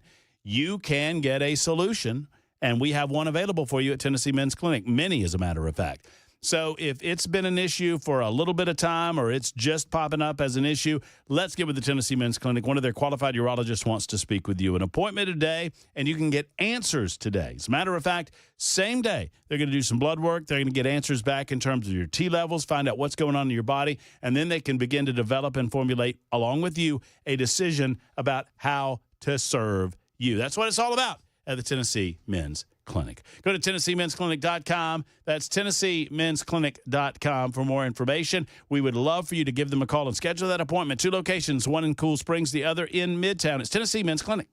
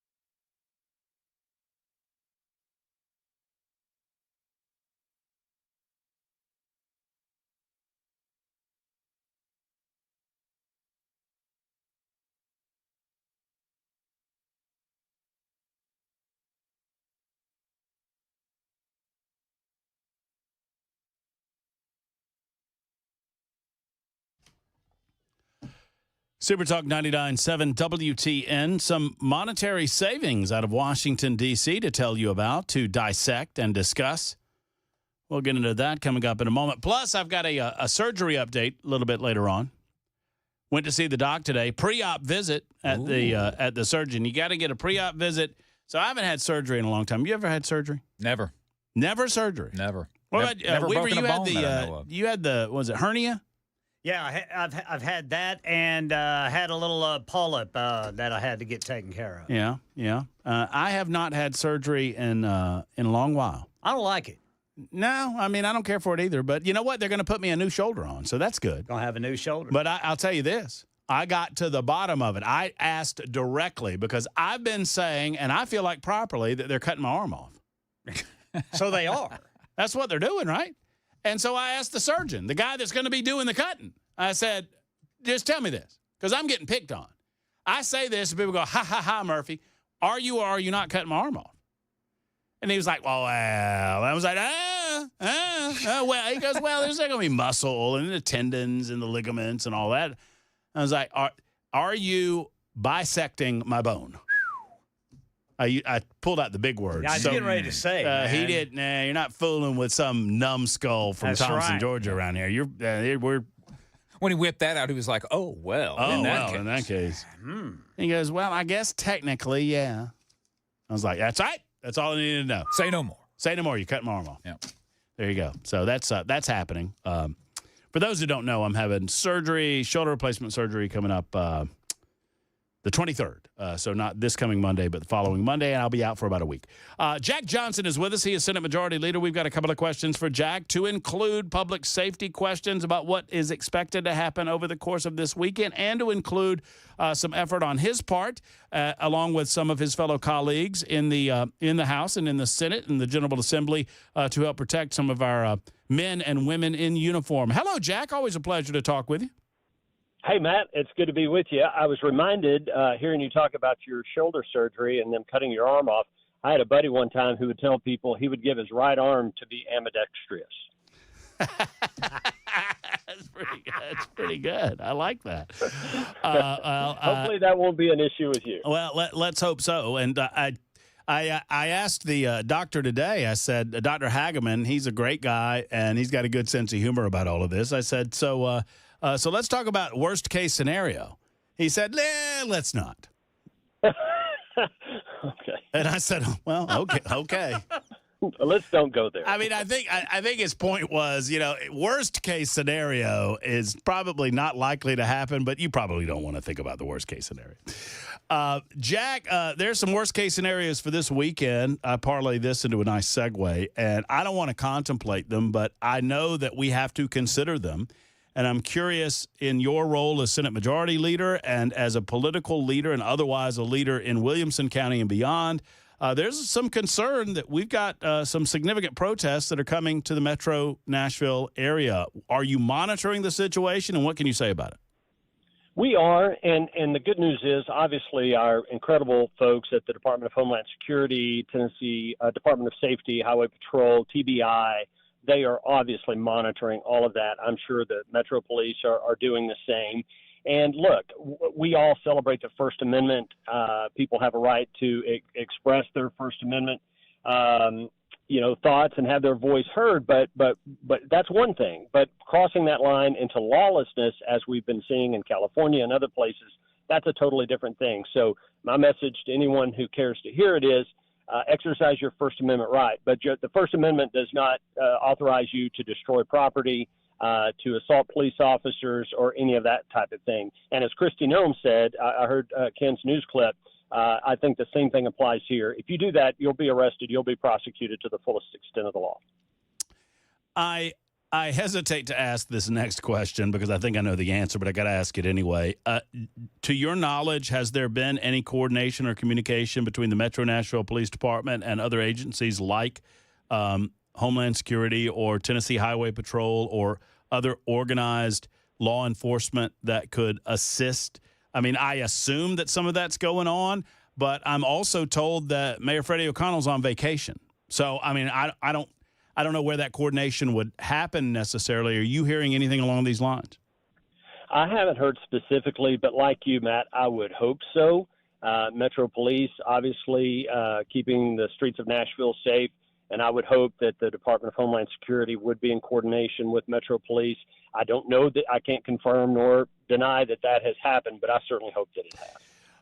Senator Jack Johnson with us for a few moments talking about the possibility of protest this weekend, protest being one thing, civil disobedience being another thing, and violence and rioting being yet a third thing. And we'll cross our fingers and prepare just in case things get out of hand. We hope that it doesn't, but we prepare if it does.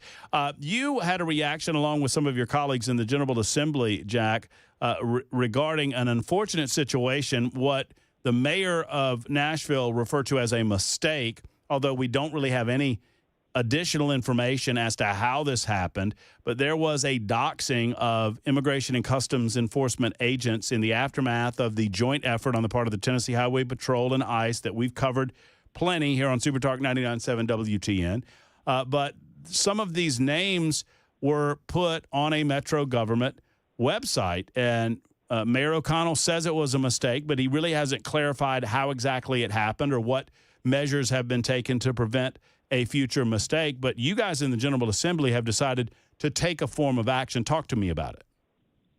We have, Matt, and I was very disappointed to hear that the names, the identities of brave men and women who are doing their job apprehending violent people who are in our country illegally.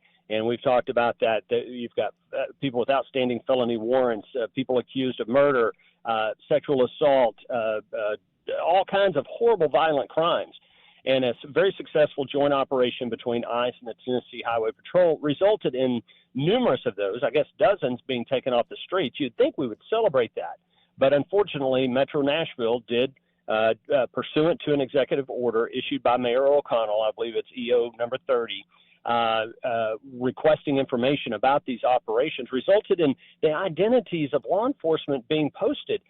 That can result in all kinds of horrible things, like their families being threatened, their lives being threatened, and it's just not something we should stand for. So I've introduced legislation along with Speaker Sexton, who I know you had on the show earlier, to make that a felony. If you expose the identities or compromise operational details of these law enforcement activities, which we should all celebrate that they're doing it. And I've said that numerous times, even on your show, that we like the fact that ICE is coming in and that they're going to be doing these operations, getting these people off of our streets and out of our communities.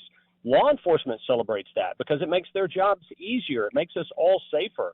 And so to do something that could result in possible harm or intimidation or threats of violence against these law enforcement officers, we can't stand for that. And the last thing I'll say, Matt, this is building on some things we did back during special session by creating the Central Immigration Enforcement Office, by encouraging our law enforcement agencies to sign up for 287G. We want to send the exact opposite message that's being sent from Florida by their elected officials. We like the fact that ICE is coming in and doing their job, and we want them to keep doing it. If I understand this correctly, so it is specific to the public posting of information like names and any other identifying information, right? So the intentional public posting of this type of information. Do I have that correctly? It is, and in fact, if you want, I've got it right in front of me, Matt. I'll read straight from the bill. It says, notwithstanding any law to the contrary, each state governmental entity and official shall maintain the following information relative to the operational enforcement of federal and state immigration laws as confidential, and such information is not subject to public inspection. And that includes the name, contact information, address, and other personal identifying information of these law enforcement officers. So that information should be held public, or rather should be held confidential and not be made public. Arguably, it already is, but we wanted to send a clear message that we will not tolerate doing anything that threatens these brave law enforcement. Well, and the reason I ask, and I'm not against the legislation, I'm just trying to figure this out in my mind as we talk, because if I'm on the ground and I have a law enforcement officer come to my house, right? If I'm at my house and they knock on the door and they tell me they're from ICE, and I say, okay, I need your like badge number and your name, right? Does this legislation give them the ability to tell me no? No. That's covered by other laws. Certainly, you have a right to know, and it's pretty common about people asking the officer's name. Yeah, you want to, because I want to make sure that they're really a police officer. Are they really an official? Absolutely. Yeah, sure. Absolutely. And also, Matt, this legislation wouldn't apply to a random citizen. This is targeted at elected officials in local government or other local agency heads, department heads that would otherwise have access to this information. Got it. You and I are not going to know the names and identities of immigration officers that are exercising, some type of operation. But people in local government, they may know, and they may get access to that information. So it's targeted at those folks. I find it interesting too, and I appreciate the clarification there, Jack. And it calms me down. But because obviously, if someone pulls me over, I don't, that's a different dynamic. A citizen should know and have certain identifiable information so that they can move forward in, defending themselves in a court of law or whatever it might be. This is a different situation. And Freddie claimed that this was a mistake. I should say, keep it formal. Mayor O'Connell claimed that this was a mistake, but he's been less than forthcoming about how these mistakes were made. Are you offering in this legislation any wiggle room for the possibility of mistakes, or are you just kind of laying down the law that this is wrong and we're not going to put up with it in Tennessee? Well, like any law we pass, no, there's very little wiggle room. And one thing I'll say as well that, and I will accept Mayor O'Connell at his word. They did remove the personal identifying information from the website.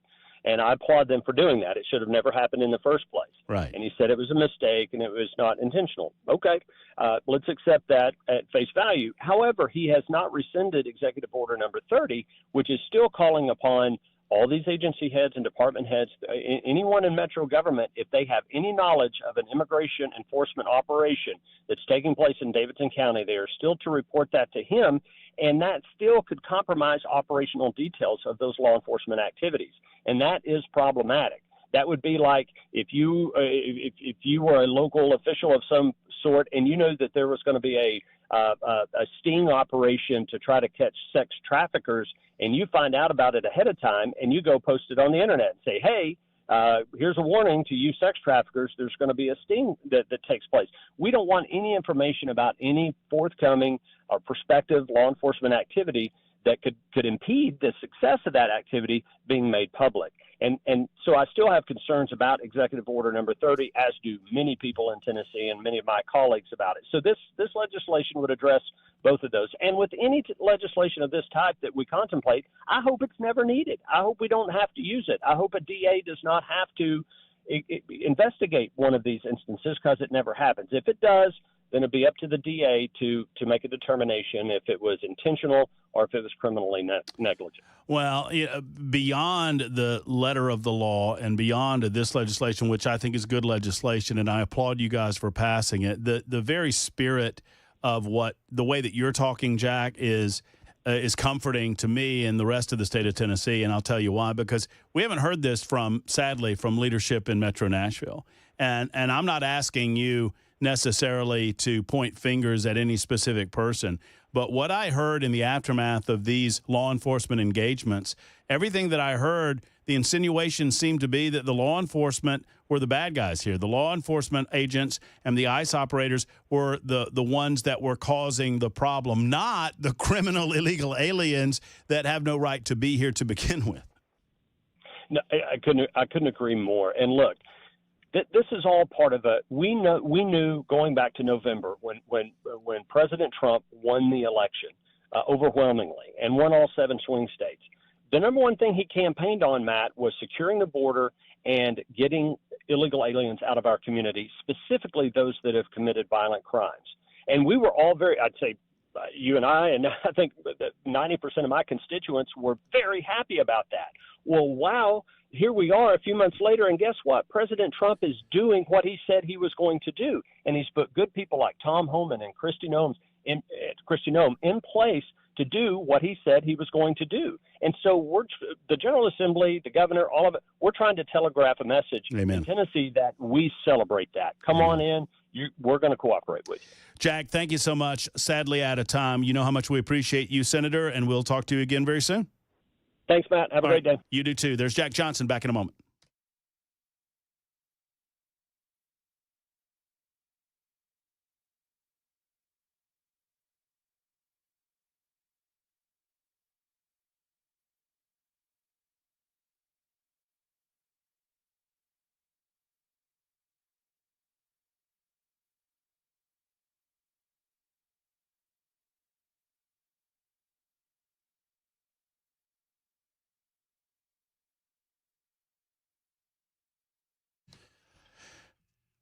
Hey, folks, it's Matt Murphy for the Glock Store. You know how wonderful I think the Glock Store truly is and what a gem it is in our community. But I don't claim to be the biggest gun expert on planet Earth, right?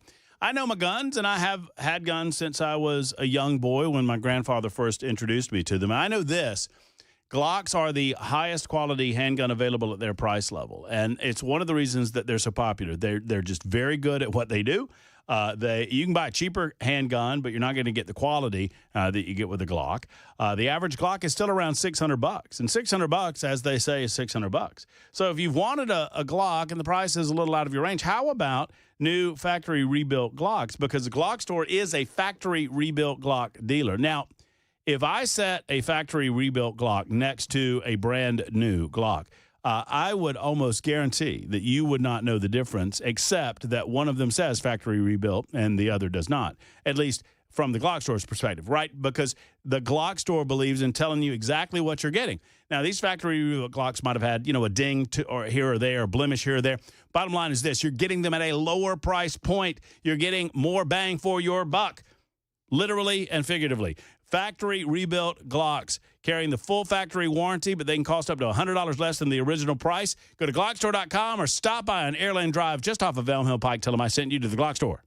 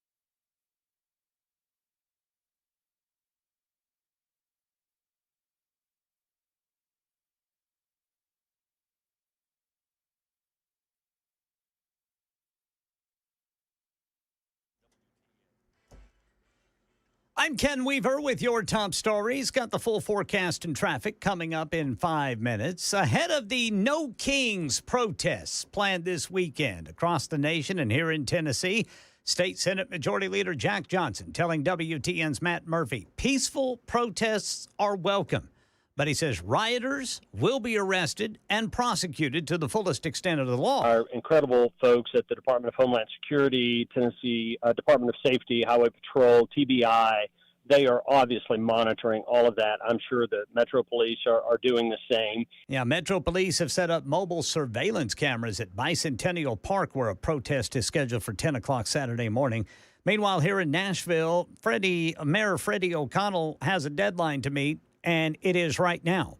O'Connell has been ordered to hand over documents demanded by Congress as part of the U.S. House Judiciary and Homeland Security Committees investigating O'Connell's executive order that requires city personnel to report any interactions with immigration officials directly to him within 24 hours. No word on if he has complied.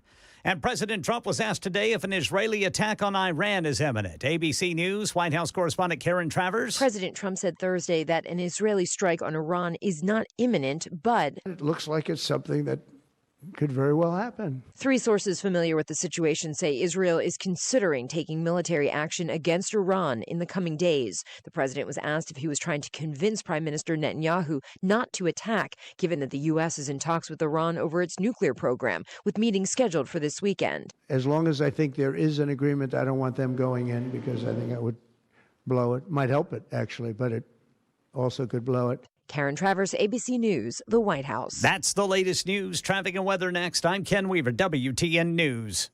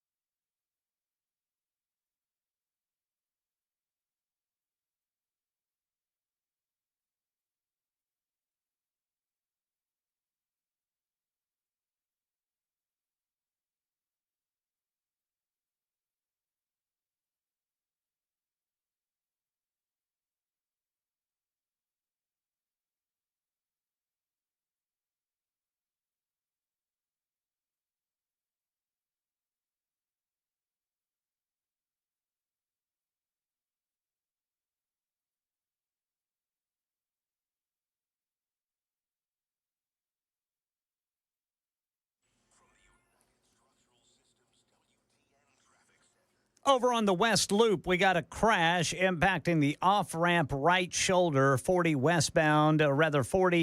eastbound to northbound 65. Traffic every 10 minutes every morning on Super Talk 99.7 WTN.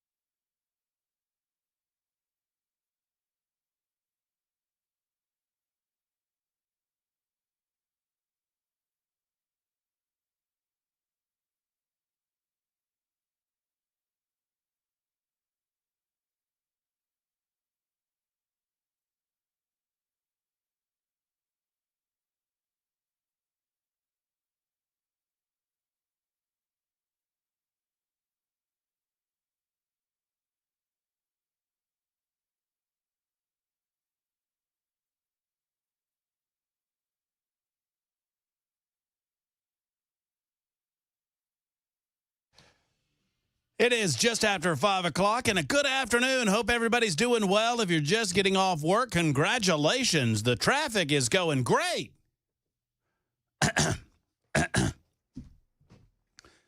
I guess. One way or the other, we're here for you. We'll try to make your drive home a little bit smoother, a little calmer. You know me. I'm Mr. No Yellin'. It's the Matt Murphy Radio Show on Super Talk 99.7 WTN. Thank you for being with us, whatever time you're able to give. We're certainly appreciative of that. It's a Thursday edition. It's June 12, episode 829. Friday, tomorrow, should be a pretty interesting day. Let me just kind of signpost. You know, we had Cameron Sexton on talking about some of the activities going on in Memphis. Jack Johnson spoke more directly to the anticipation of protest both tomorrow morning and Saturday. Saturday is the, quote, No Kings Day. Now, on Saturday, you'll see a big parade in Washington, D.C. This parade is designed to celebrate the 250th birthday of the United States Army. And I'm all about it. I'm all here for it. I said yesterday I'm not that big of a fan of parades, generally speaking, but I don't begrudge the President of the United States giving us an opportunity to honor our United States military, specifically the Army of the United States of America, on its 250th birthday. More power to him. More power to all of those who are organizing the event, and we look forward to a fine event. There is a danger that there are some that will attempt to disrupt the event, and I'm certain that they're on top of those things in Washington, D.C. Speaking of disruption, there's an expectation of as many as 1,500 separate No Kings protests across the United States of America.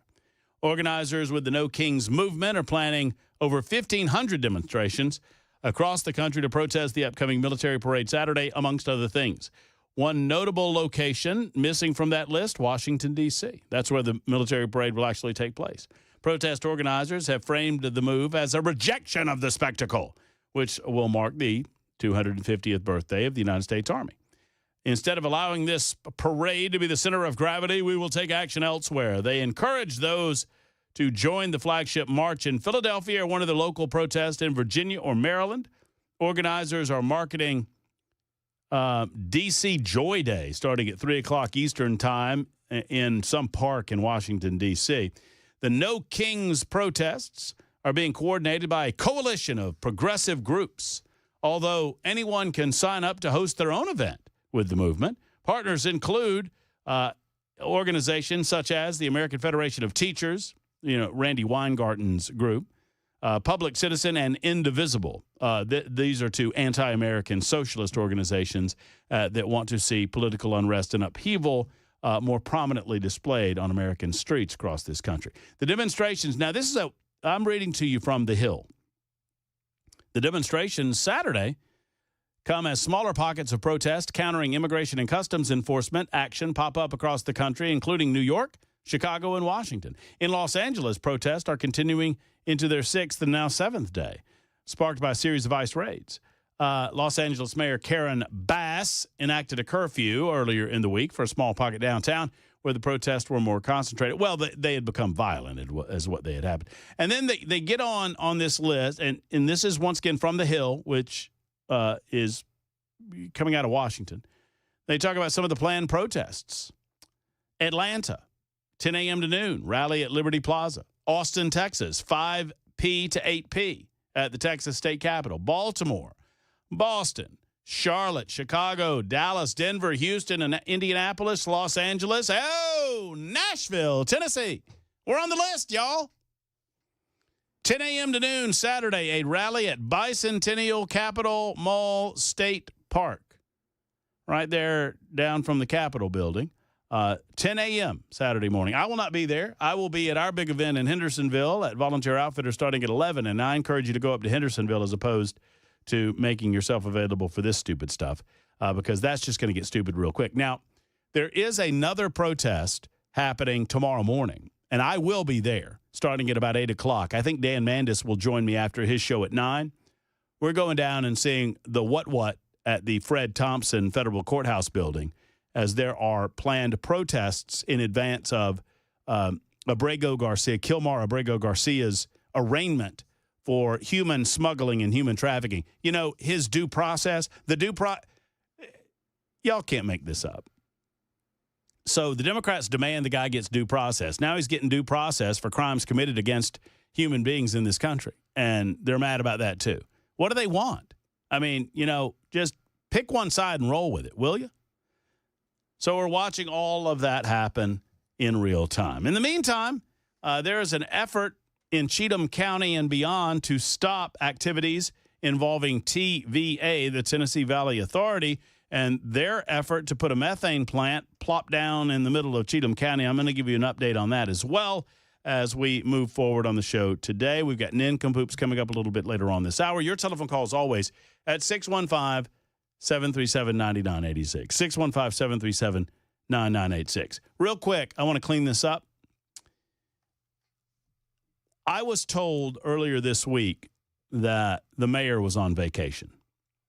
And I have attempted to confirm whether or not that is the case. I was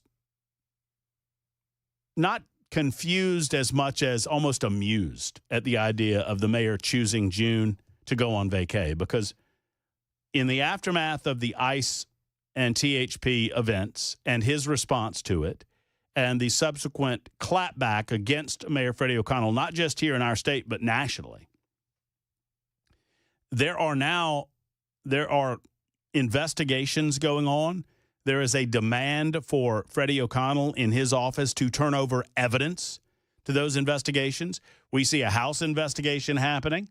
We see a Senate So Senator Marsha Blackburn sent a note. We talked to Marsha the day that she sent it. She sent a note to Attorney General Pam Bondi requesting that Pam Bondi look into the activities of Freddie O'Connell. Andy Ogles and other congressional representatives have called for an investigation into the activities of Mayor Freddie O'Connell in the aftermath of the THP and ICE safety checks. It is also budget month. This is arguably the busiest month for the city of Nashville, for their leadership, city officials, Metro Council, and the mayor's office. So the mayor called for a 27% property tax increase. And then, according to everything that I have been told, subsequently bolted out of town. He's out of here. I asked and reconfirmed from two separate sources. One is in the city council's office and one is in the mayor's office as to whether or not the mayor's in town. And I was told by two separate individuals, sources of mine, that the mayor was on vacation. So I decided just to go to the source. And I contacted Alex Apple, who is the chief of staff of the mayor's office. I think he's COS. He is my point of contact anyway, either communications director or chief of staff. And I said, Alex was the one that coordinated the coffee that never happened. Y'all remember that? I was supposed to have coffee with him. He's extra reliable then. Yeah, sure. So we were coordinating a coffee with the mayor after the mayor came on the show the last time, and they asked me to have coffee with them. Hold on, I have to sneeze. Hold on, stand by. Sneeze coming. Excuse me. I like how you gave us the part. Well, I don't want to sneeze on everybody, but so where was I? My brains have been scrambled by my sneeze. Oh, yeah. Yeah, Alex reached out to me, said, hey, could we have coffee or a beer? And I said, sure. We scheduled a time, and then somebody else contacted me to cancel. Only after you then inquired. Yeah, only after I said, hey, are we still on for tomorrow? And then they canceled on me. So I asked Alex, and look, I'm not trying to be a pest or anything, but said, hey, Alex, will the mayor be in town considering the expected protests, et cetera, this weekend, or is he still on vacation? I've heard he's on vacay. That's obviously his right. I'm just curious if he will be here. Here's the response. This is so good. This is so good. I got a response. Hey, hope you're doing well. We will update his public schedule if it changes. That's it. That's it. Okay. Thanks, I guess. That's what I said. I said, thanks. Hope you're well, too, was my response to his response. So I asked a specific question. Will the mayor be in town this weekend, or is he still on vacation? And the response was, we will update his public schedule if it changes. So that's a no, right? That's what I would assume. That's a no. I'm going to go ahead and assume that the mayor is out of town. So God forbid when the crap hits the fan this weekend in Nashville, Tennessee, where the hell is Mayor Freddie O'Connell? Good question. Another good question, just to show you how fair-minded I am. Where's Governor Bill Lee? You know, I happen to notice that Governor Ron DeSantis is speaking out about some of this stuff that's going on in his state and beyond. As a matter of fact, I posted this on my X page. You can find it there. You can see Ron in all of his DeSantis glory with his high-rise boots on. Oh, yeah, he's got the he's got those high waters on. I mean, I've never been in the same room with him. Is he a tall fella, a short fella? I think he's a short fella, isn't he? Ken Weaver? I don't know why I would ask you this question, but you think Ron DeSantis is a short fella? I've never stood by him. Yeah? Of course, I wouldn't be able to tell then. True that. Got it. Okay, so anyway, he's 6 foot tall, so he's... DeSantis is? That's what it says. The Google AI says he's 6 foot. In boots or... I'm not sure if that's with the lifts or not. Yeah, right. I've been arguing this point for years, and Ron DeSantis stepped out and had this to say. And we also have a policy that if you're driving on one of those streets and a mob comes and surrounds your vehicle and threatens you, you have a right to flee for your safety. And so if you drive off and you hit one of these people, that's their fault for impinging on you. You don't have to sit there and just be a sitting duck and let the mob grab you out of your car and drag you through the streets. You have a right to defend yourself in Florida. Amen, brother. There's Governor Ron DeSantis in Florida saying, look, if you're in your automobile and you get surrounded by pedestrians and they're beating on your car and threatening you, generally speaking, and you fear for your safety or fear for your life, you are allowed to drive away. And if they try to get in your way in front of your car, that's on them. And God forbid you have to run somebody over. But if you have to run somebody over, you're not going to get charged with that because it's their fault that they're in front of your car. Now, I love this. Now, that's a small sliver of what people need to know in advance of what might go down this weekend. My question, and it just inspired me to ask the question, is Governor Bill Lee going to speak out about what might happen? Is he going to lay down the letter of the law for the people of the state of Tennessee to make sure that they understand what you're allowed to do in peaceful protest and what you're not allowed to do in this state, and the fact that the state is not going to put up with any garbage, especially from outside agitators? Or are we just going to sit idly by and hope that nothing happens? We need to get in front of this, y'all. We need to get in front of it. Not wait until it already happens. And, I mean, I'm not knocking the governor's office. I'm just wondering where he is on it. 615-737-9986. Would love to hear from you at Super Talk 99.7 WTN.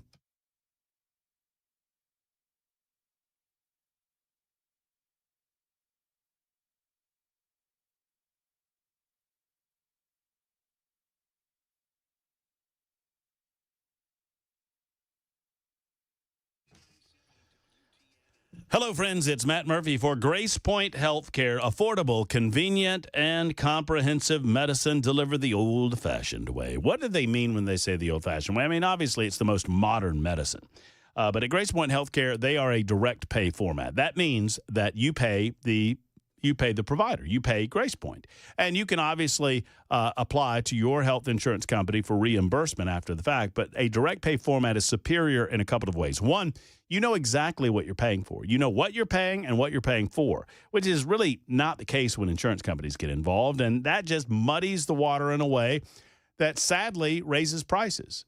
And that's part of the problem that we see with our medical industry nowadays. Number two, with the direct pay format, nobody gets in the way between you and your doctor, and that's the last thing you need, folks. I've experienced a little bit of this with my surgery that's coming up, and I don't like it. I don't like it one bit, and I don't think you like it either. You want your doctor making the decisions, not some insurance goob in some faraway office. The basic Smart Care plan is $69 a month, and you get unlimited office visits plus free basic labs and diagnostics. It really is an affordable alternative to what you've been going through, and you can be seen in a timely fashion. 599-6868, 599-6868. It's modern medicine delivered the old-fashioned way.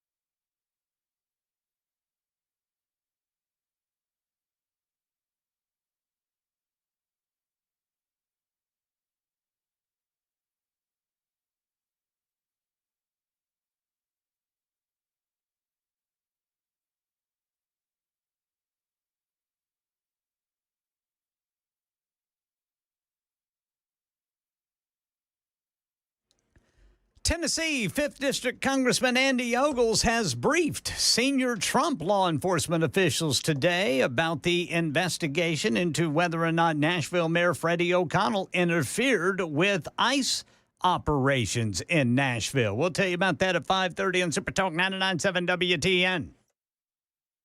Super Talk 99.7 WTN. It is the Matt Murphy Radio Show. Thank you for being around. Ken Weaver's got the newscast coming up in mere moments. We've got your telephone calls coming up as well.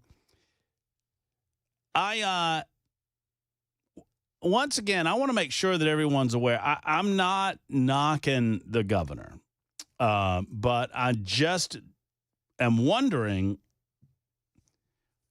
if and when Governor Bill Lee is planning to release any public statement or press availability in advance of what we expect to happen this weekend. Now, this isn't a matter of speaking something into existence. There are going to be protests this weekend. And as we have seen, there are entities embedded within these protests. There are groups and individuals embedded within these protests that try to create a sense of lawlessness within them.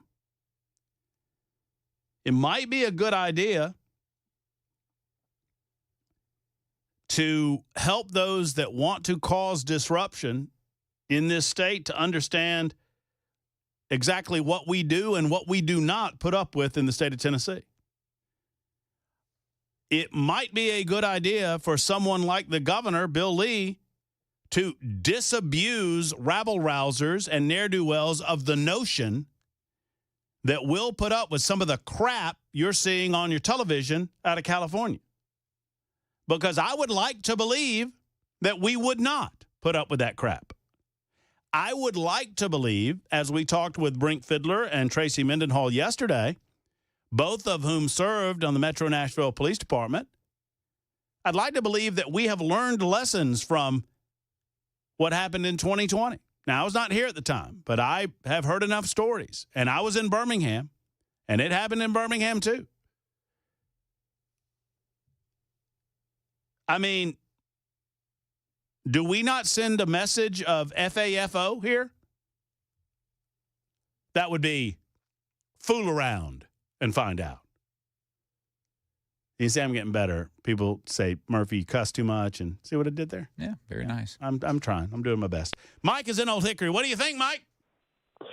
I think Bill Lee better wake up and, you know what, deploy, at least activate the National Guard in Tennessee like Governor Abbott has in Texas, where we're not going to allow this to spread to this state, what's going on in California. Enough is enough. And if you even throw one rock in your protest, and I believe in peaceful protests. I was a horn honker way back during the state income tax, but we were not violent. If you throw one rock and if you start throwing smoke bombs and you spit on an officer, it's over. The National Guard comes in and stops it. So that's what I'm saying, is that Governor Bill Lee better get way ahead of this, not even allowed. Because now we just heard Governor Pritzker, Governor Holcomb, and Tim Walz in Minnesota, they're just sitting up there as governors saying, we're not going to allow you to come in here and stop the violence. This governor better. Yeah, I watched some, by the way, the takedown that happened on Capitol Hill today. I've got some of that audio, and I'll share some of it with you in the 6 o'clock hour, Mike. It is classic. Walz, Hochul, and I think it was Pritzker were on the Hill. It was. And the Republicans destroyed them earlier today. If you missed any of that, I know many of you were at work. We'll share some of that with you in the 6 o'clock hour. It is a master class in how to get to the bottom of the lawlessness that these governors have presented to their states over the last several years. And he's right. Governor Bill Lee, once again, Governor Bill Lee's a nice guy. I like Governor Bill Lee a lot. We need to get in front of this. You know, speaking on it is not speaking it into existence. It's already in existence. It's time to take a firm approach and to make sure that these folks understand where we are on lawlessness in the state of Tennessee. It's time for the news on Super Talk.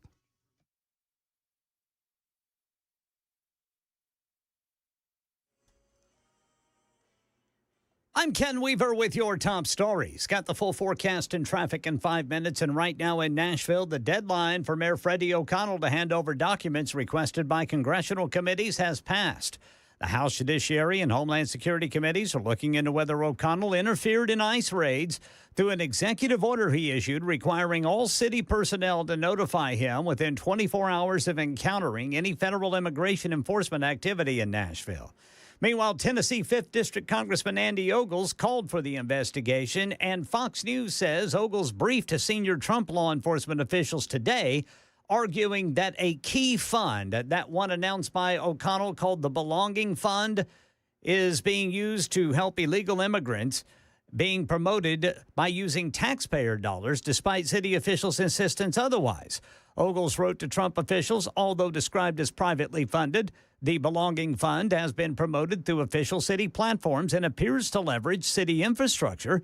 Ogles says its stated purpose to provide legal aid, housing, transportation, and other support to individuals arrested or targeted by ICE raises serious concerns. Ogles goes on to say he questioned whether funds were used to harbor or conceal individuals from lawful detention. Meanwhile, there are protests against the Trump administration planned in Nashville on Saturday. The No Kings rallies planned in thousands of communities across the nation.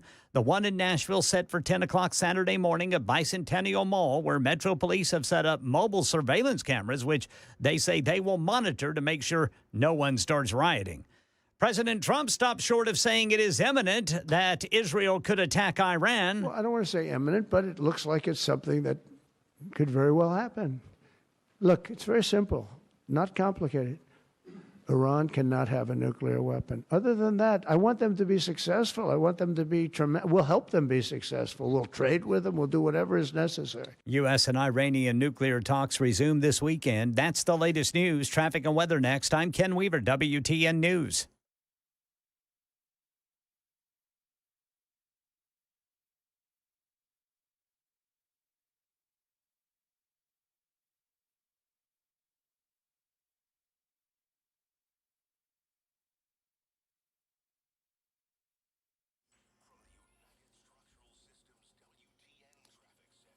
Well, police reporting a crash 24 westbound right there at the eastern split. And then in Murfreesboro, got a gas leak, and that's impacting Memorial Boulevard north of Medical Center Parkway. That road is back open, but heavy delays in the areas as high readings of this natural gas are still being reported.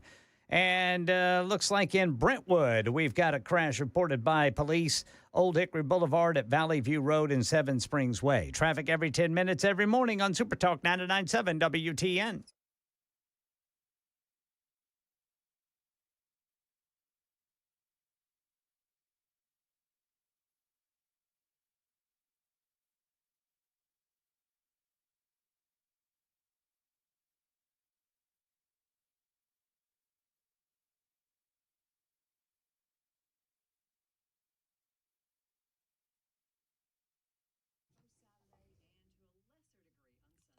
You know, I jokingly said yesterday with Tony Spain of Cabinet Solutions that I know that he's doing a great job with people's cabinets, and y'all are keeping him busy because he's not spending time on the golf course. I'm not either. You know, we had a great time out at the golf course, and I thank Tony for benefiting the charity associated with the golf tournament that we had earlier this week, and we appreciate him. But I appreciate him even more, helping you find the right kind of solutions for you and your family when it comes to your home, whether you're looking to remodel the kitchen, maybe it's a bathroom, maybe you're building a home or thinking about building a home, perhaps you want to revamp a closet area. Cabinet Solutions have it all for you in Hendersonville. Discover Cabinet Solutions. They have a 4,500 square foot showroom, and you can explore a wide range of kitchen cabinetry, from semi-custom to high-end custom cabinetry, all available for you. They have a price point for every budget, and they are ready to go.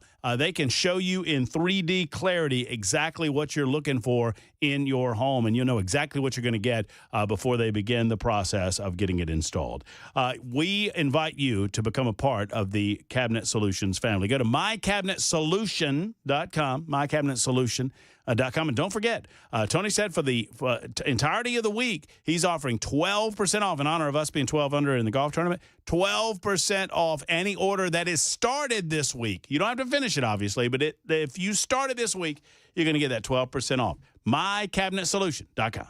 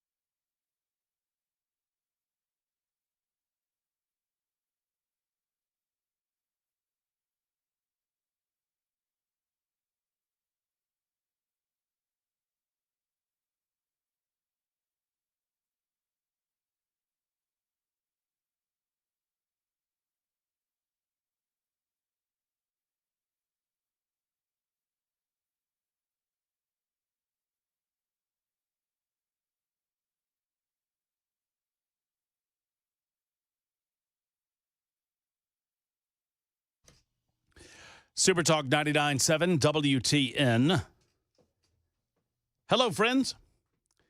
39 minutes after the hour of 5 o'clock. Hope everybody's doing well. It is an I mean, from what I've seen, I've been cooped up in here for the last 2.5 hours in Studio A. I know Ken Weaver's back in News Closet B. At least I have a window that I could look out of when I want to look out. Ken does not have that luxury. Chris has the great view. Yeah, I got a sliver. Yeah. About yay wide. What's it look like out there? See, my blind is down. It's looking fairly nice. A little haze out there. Yeah. Not actually clear, I wouldn't say, but you know. What are nice what are we looking at? What are our protest buddies looking at for their protest over the weekend? Looking for good rain. Rain? Oh, that's a shame. Rain. Let me look at this here. Let me break this down for you, boys. Yes, sir. Yes, sir. And you know what else we got going on this weekend? What do we got? Bonnaroo. Down the road. Ooh, Muddy Bonnaroo is a great Bonnaroo. Yeah. I heard Joan talking about that this morning. Some of the protesters will have to make a decision. Do they want a Bonnaroo or do they want to protest? I'd rather go to Bonnaroo. I don't know that. Yeah, me too. I don't know that there was a time in my life that I would have ever wanted to go to Bonnaroo. I mean, I went to a couple of music festivals. Yeah, I did Lollapalooza back in the late 90s. And it was fun, but it was a bit too much. It was a lot. Yeah. I did a lot of naked people. Atlanta, really? Yeah. I had a picture taken with one. Me and one old girl. She didn't have a shirt on. Oh, she was painted up. Well, that's nice. You know, she had like a little dragon on her. It was some kind of animal, I think. Like a puppy, a little pink nosed puppy. It may have been. I don't remember. Who knows? You know, or they the eyeballs or the nose or what? I don't recall. I mean, you brought it up. Yeah. I don't remember the details. Back to the weather, Ken. What do we got weather-wise? It's boys, Saturday looks like this. A chance of showers and thunderstorms, then showers and possibly a thunderstorm after 7 o'clock in the morning. Chance of precipitation is 90%. Well, so it's going to – there's a good chance that within the listening audience that you'll get some rain at some point during the day. Yes, sir. Yep. And it's probably not going to be a washout all day. Yeah, it may be one of those off and on little things. pop-up deals, right? That's what I'm hoping because I'm up in Hendersonville. I'm doing volunteer outfitters up in Hendersonville in advance of Father's Day. We're trying to sell some dad gear. So for you late folks who don't have dad a nice gift, come see me in Hendersonville at Volunteer Outfitters on New Shackle Island Road starting at 11 o'clock. We'll give you some free food and a lot of fun, and we'll have a good time. I promise you we'll have a better time than the stupid protests. Yeah. I can't promise that we'll have a better time than Bonnaroo because there will be no substances. I mean, there might be a beer or two. I don't know. Yeah, but there won't be any bad decisions made. Amen, brother. Speaking of bad decisions, it's time to get to Nincompoops in the News on Super Talk 99.7 WTN. Nincompoops in the News.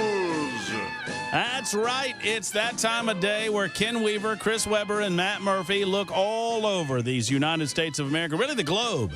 And we find those nincompoops, we pick one out, and we present them to you. And then you, out of the three, get to vote on your nincompoop of the day. Just to give you a sense of the overall tally since we've been doing this these many months, Ken Weaver way in the lead.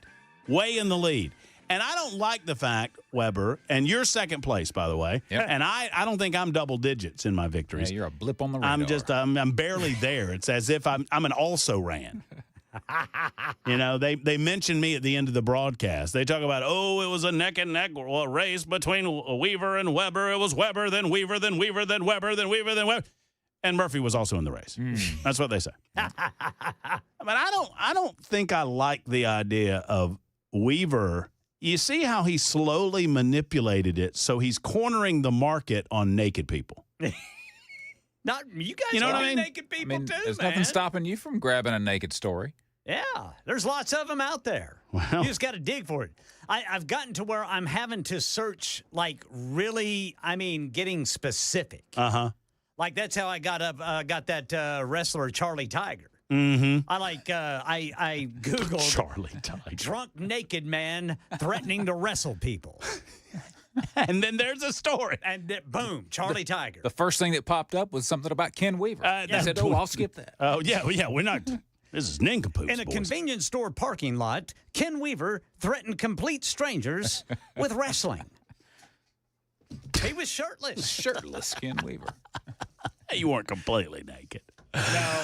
All right. Well, I'll tell you what. I'll go first. Mine has nothing to do with nakedness. All right. Okay. But it does have to do with the Family Dollar. Now, I feel very comfortable presenting this story in the state of Tennessee. If this were regarding the Dollar General, it might be a different deal. Yeah, you'd have to tread lightly. Because I get it. I understand that we think a lot of our Dollar General, but them Family Dollar folks, they don't know how to act. Those Dollar Generals, man, they got good peanuts. Do they? Yeah. Dude. Yeah, What kind of peanuts? That's the most random thing that Weaver's ever said.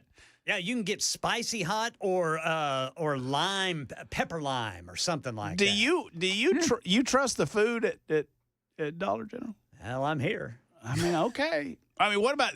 Well, I mean, I guess if it's sealed, packaged. Yeah, right. it's packaged. Well, when I It's not sitting out in a jar. Well, when I first got up to Goodlettsville, they had the Dollar General. And I did a little research, and I know that Dollar General was actually originally started, I think, just north of the Tennessee line in Kentucky, and then they moved it to Goodlettsville. And now the headquarters are in Goodlettsville, and apparently the family's made a tidy living with the Dollar. I mean, it's a fascinating business model. Go to where there are some people, but not a lot of people, where there are no stores, and put a store there. Yep. And then a mile down the road, put another one. Yep. And a mile down the road, put another one. Put another one. It works. And, don't make them have to go too far. But then I walk into the Dollar General in Goodlettsville, not the headquarters, just a store, and I see fresh food. I see, like, produce. Yes, sir. Yeah, that's right. And no offense to Dollar General, I just don't know that I'm trusting my produce at the Dollar General. Well, just wash it. Wash it real good. Some of it looks all right.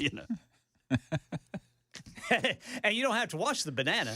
Oh, peel it. my grandma gave me that advice one day. Just wash it. Wash it real good. Be fine. But this is about Family Dollar. Family Dollar employee was arrested, an employee arrested after he allegedly shot a man in the buttocks for reportedly stealing company merchandise. The buttocks. In the buttocks. I sure like to see that. And he just showed him. Yeah. Jerome Stepp was charged with aggravated battery level 3 and criminal recklessness. Officers in the Indianapolis Metro Police Department were dispatched Monday at 9:55 in the a.m. Wow. On the west side on a report of a theft in progress at Family Dollar. According to court documents, around 15 minutes after the theft was reported, officers who were on the scene heard gunshots at the intersection of Belmont and Lynn. Goodness. The report said that a man was shot in his buttocks. The buttocks. Which is one of the best words in the history of words. I love it. While at the scene of the shooting, officers spoke with a witness who described the shooter in their vehicle. When officers went back to the Family Dollar, they saw the vehicle and 2 Family Dollar employees that the witness described. I imagine them standing outside smoking. You shot the hell out of him you shot him right in the buttocks. I know I did. He won't come back here and steal our peanuts anymore. No, sir. Cruz would later interview both employees. Stepp, who is engaged to the other Family Dollar employee. Ooh. Keeping it in the family. Love Dollar. it. Love it. The Family Dollar. You got to love that. They told, Stepp, who's engaged to the other Family Dollar employee, told her that they needed to get the merchandise back. I ain't paying for it. When they drove down the street, they found the man on his bicycle. And Stepp said that he fired a warning shot. The reported thief dropped the merchandise after he was hit by the second shot. Well, he didn't drop it fast enough. I guess he didn't. Stepp was detained. His fiancée was released on her own recognizance. That was nice. It's an active investigation. According to the report, information will be updated as it becomes available. So, So no information on the person that was stealing? No. Well, I mean, apparently they got shot in the buttocks. I mean, the buttocks. I feel like when we say you are shot in the buttocks, that indicates to me that you're going to be fine.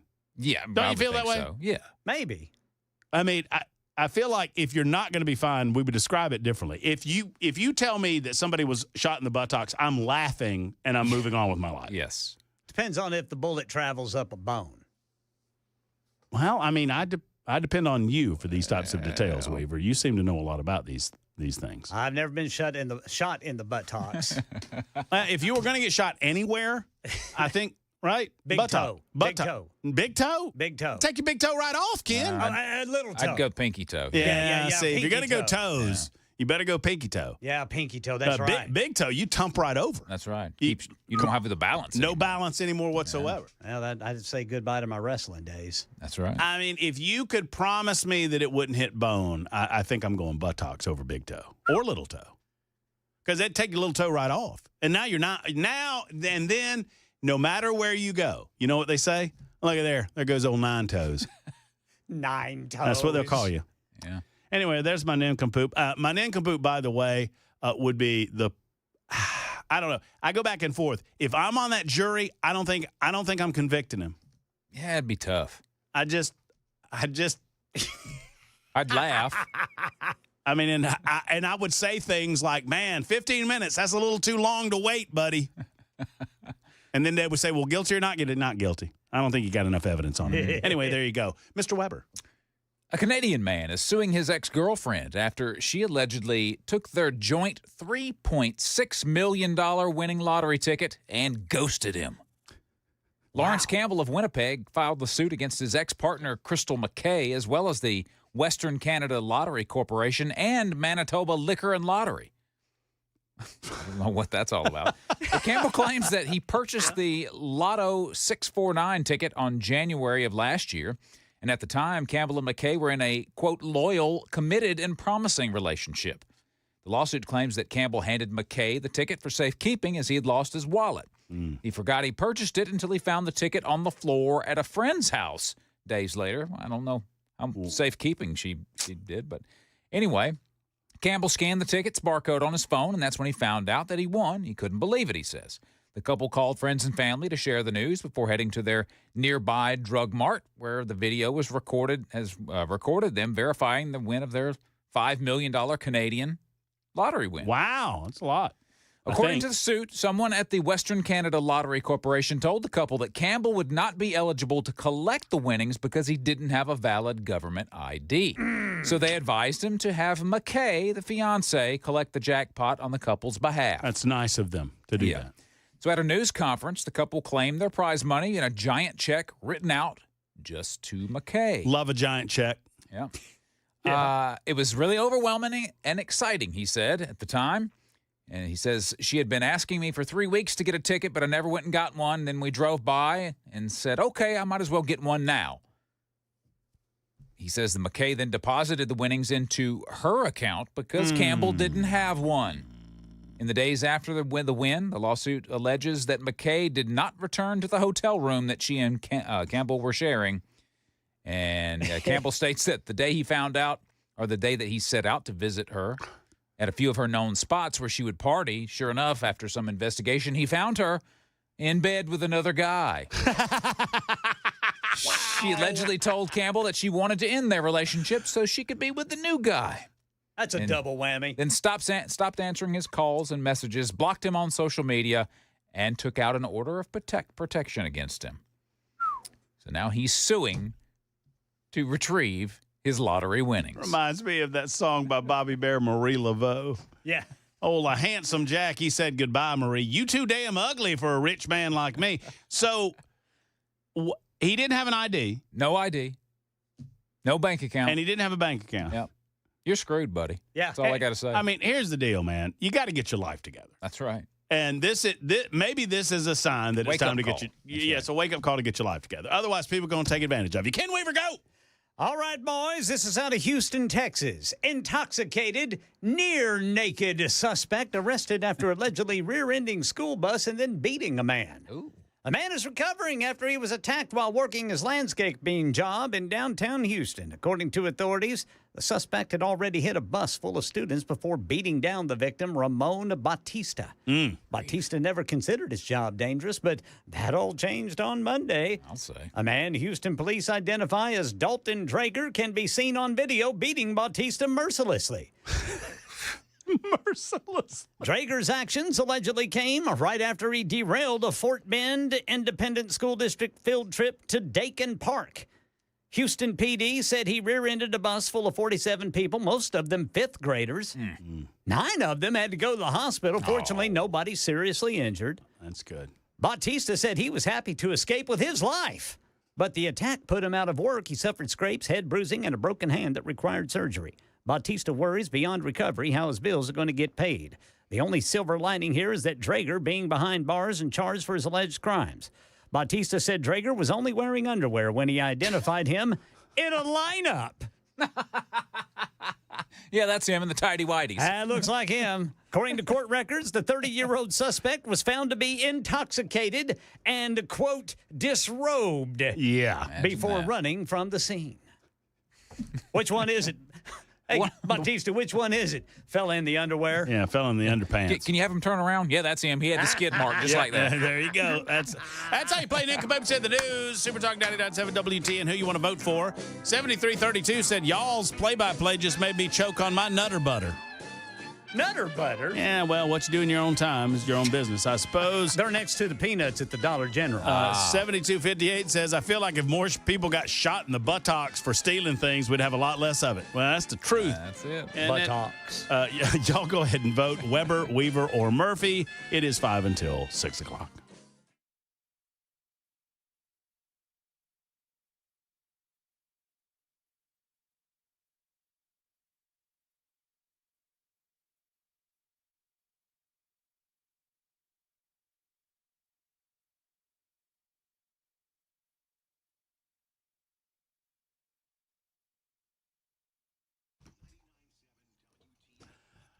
A good friend of the show is currently wagging her finger at me over making fun of Dollar General food. More on that coming up in just a moment. Right now, I want to tell you about USS, United Structural Systems.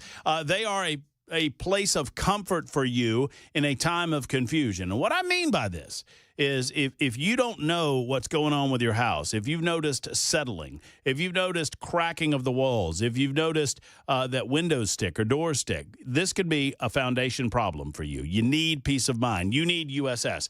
Almost 30,000 people have gotten that same peace of mind over the last 30-plus years. 30-plus years they've been doing this at United Structural Systems, whether it's foundation repair, waterproofing, or concrete raising and leveling. They get it done at USS. Give them a call and let them schedule an appointment with you. Once again, problem solvers. They're never going to try to upsell you on anything. 615-488-7855, 488-7855, or USSTN.com.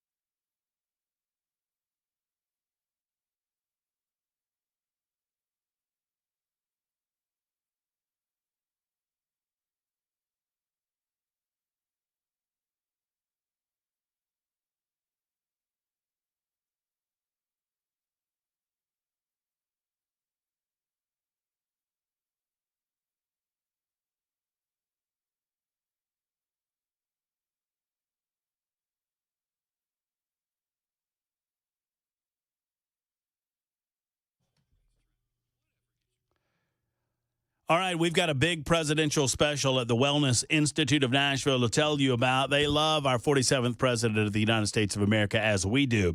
And in celebration of the president and in celebration of the fact that the leftists, the liberals, they tried to get the president of the United States 34 times, as a matter of fact. 34 different felonies they tried to charge him with. Well, now you're getting the deal of a lifetime. $34 on your initial consultation, x-rays, and first treatment. $34 at the Wellness Institute of Nashville. Trump did not give up on the American people, and Dr. Mitchell and Dr. Ashley, they're not giving up on you. They know how to solve pain. They understand that it can be debilitating if left unchecked. That's why spinal decompression is so important. You can live a life free of pain. Enjoy the things that you used to do. Be happy with your life. No more back pain, neck pain, knee pain, hip pain, elbow pain. No more pain whatsoever with the Wellness Institute of Nashville. Folks, I've made the switch because I saw how people were getting better through the treatment of Dr. Mitchell and Dr. Ashley, and I encourage you to do that as well. Call 615-246-5009, 246-5009, or go to painisbad.com. That's painisbad.com for the Wellness Institute of Nashville.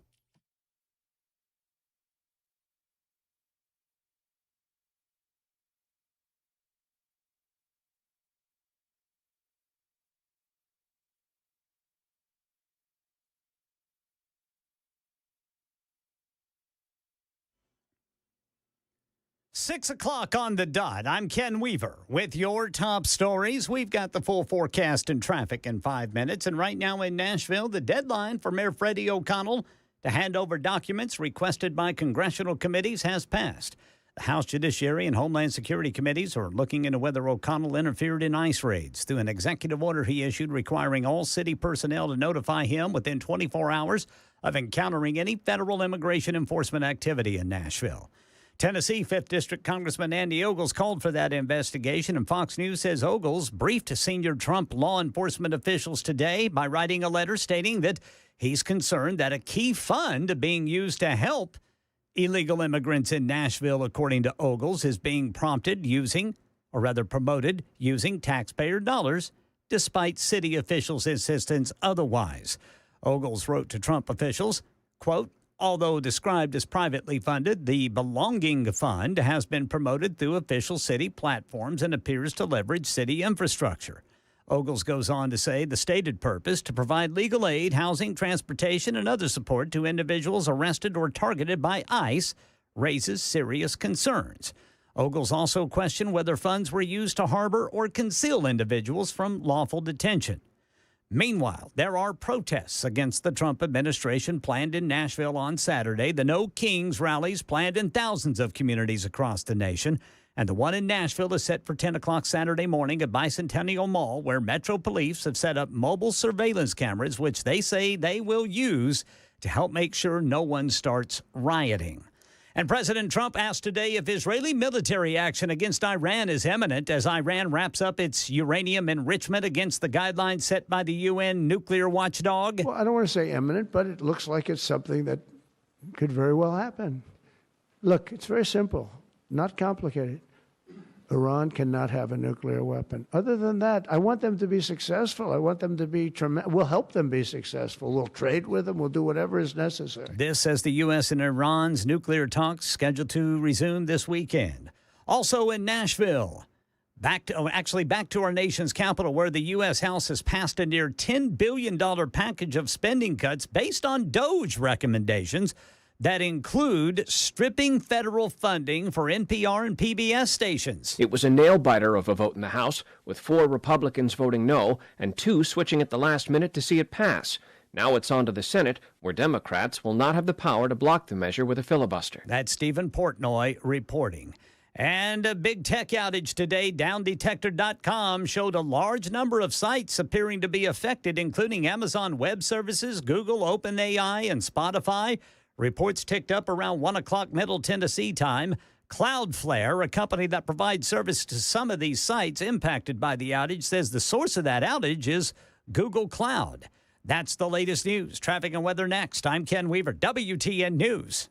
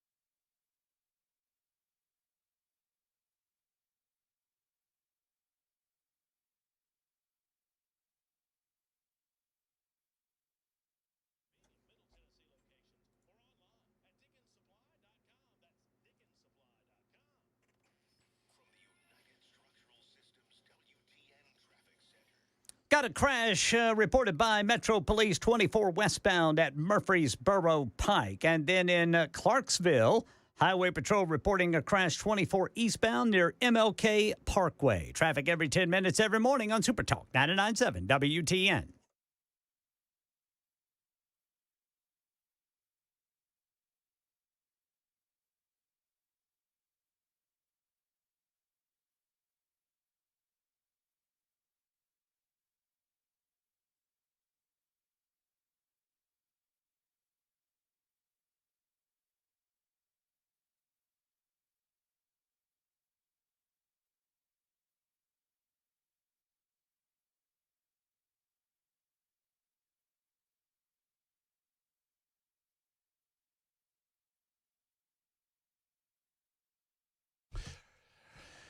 You know, I tell you that I watch CNN so you don't have to, and sometimes it's a slog, man.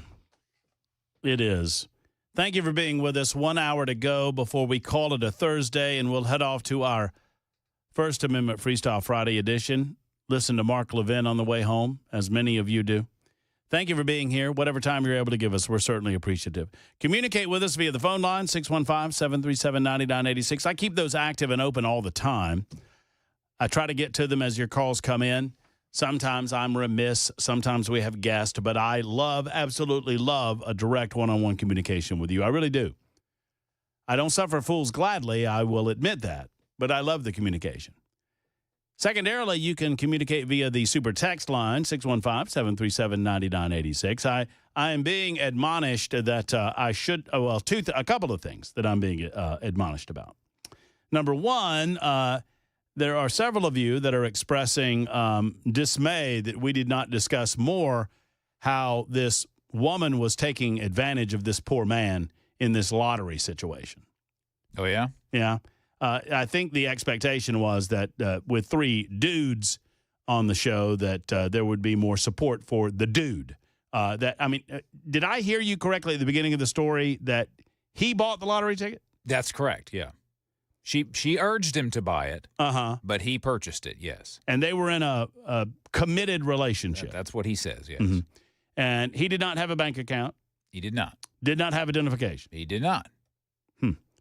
Grown, GAM. Yes. GAM. Y'all know what that means? Mm-hmm. If you don't, look it up. I'm trying to be nice with the tongue. I'm trying not to say the curses. But GAM, grown, you know what man. Yeah. Didn't have a license. How about GBM, a grown butt man? Grown. Doesn't have the same ring to it, does it? Nah, it doesn't quite have the same thing. A grown buttocks man. Yeah, you know what? That's pretty, but that's pretty raw. I mean, she did him dirty, no doubt. Oh yeah, that's no question about it that she did him dirty. I mean, does he? I mean, but I think he has legal recourse, right? I don't know. I mean, just because he purchased the ticket, I guess. Yeah, but the lottery officials. This is where I would say this: he went up to the lottery, and I don't think there's anything that happens at the point of sale for a lottery ticket for them to tell you, oh, by the way, and I don't know if this is the case in Tennessee or in the American lottery system or not. This is in Canada, right? Yeah. Uh-huh. I mean, is there anything that says you have to have identification? Why do you have to have identification? Well, they got to know who to make the check out to. Well, I'll tell you. And who to bill tax-wise. I just don't feel like, sure. I just don't feel like they're doing that on the front end. They're like, hey, before you purchase this ticket at 11:30 at night at the, the Sip and Suds, Sip and Suds. just so you know there, buddy, you're going to have to, one, I'm going to have some ID for that MD 2020 that you're buying. Number two, I'm going to have to see some ID if you happen to win that lottery ticket. I just don't feel like they're doing that. Yeah, but not when you purchase, no. When you go to collect the winnings, then there you go. But they were nice enough at the lottery to say, hey, just let your significant other here claim the prize. Mm-hmm. And so I feel like you go to a court and you say, well, they advised us to do it this way because I didn't have identification. And so that's the reason. Yeah, if he could prove that, if he could prove, there's a way for him to prove, yes, we went to collect together and I was told because I didn't have this and that to do it this way. Maybe he does have some recourse against the lottery or whoever it was that or her told him to do it. But her, I don't know. And then he caught her shacked up. God, man, she's a dirty dog. But you know what? He's just dumb. So it's hard to defend someone. That's true. Come on, man. I mean, he is a GAM without a license. I mean, come on. Who doesn't have an ID? And number 2, I am being admonished similarly that I should lay off Dollar General. Matt, now this is I'm gonna name names on this one. Our good friend Alice Rowley has admonished me that I need to be nicer to Dollar General. Matt, give Dollar General a chance. We are trying to get more healthy food. Remember, people at first didn't trust Walmart for groceries. What do you mean at first? Still questionable. And that has changed. You need to believe. And then she gave me a smiley face and a smiley face and then another smile. 3 smiley faces. I'm telling you, those laugh emojis. Those peanuts are something else. Well, I mean, Ken Weaver looks fine. I mean, he looks in good health. I might stop by there and get me some tonight. Spicy? You say they're spicy? Yeah, spicy. What kind of peanuts are we talking about? Like boiled peanuts or no? They're just roasted. They're roasted peanuts, and they got lime spice and like hot spice on them. They don't have any of those almonds, do they? They might. I could go for a smoked almond. Yeah, those are pretty good. Those are pretty good. Oh, they got a whole aisle for stuff like that. Well, I bet they do, Ken. You know, salty snacks to go with your lettuce and absolutely cucumbers or whatever the heck they got there. I'll defend Dollar General for a second. We have a Dollar General market up in my neck of the woods, and I have purchased avocados from them because they have really good prices on avocados a lot of times. Now, I'm not talking about are you talking about the DG Market? Yeah, Dollar General. See, now that's a little different. I'm just talking about still Dollar General. Well, I get that, but for some reason that's a step above regular old Dollar General. I don't know why. So you've seen fresh food in regular Dollar General? Yes, that's what I'm talking about. Okay. Good. They had a little corner right next to the beer where they had lettuce and tomatoes, and they're trying to. I guess they're just trying to get folks to eat healthier. Let me get you the name of these Dollar General peanuts.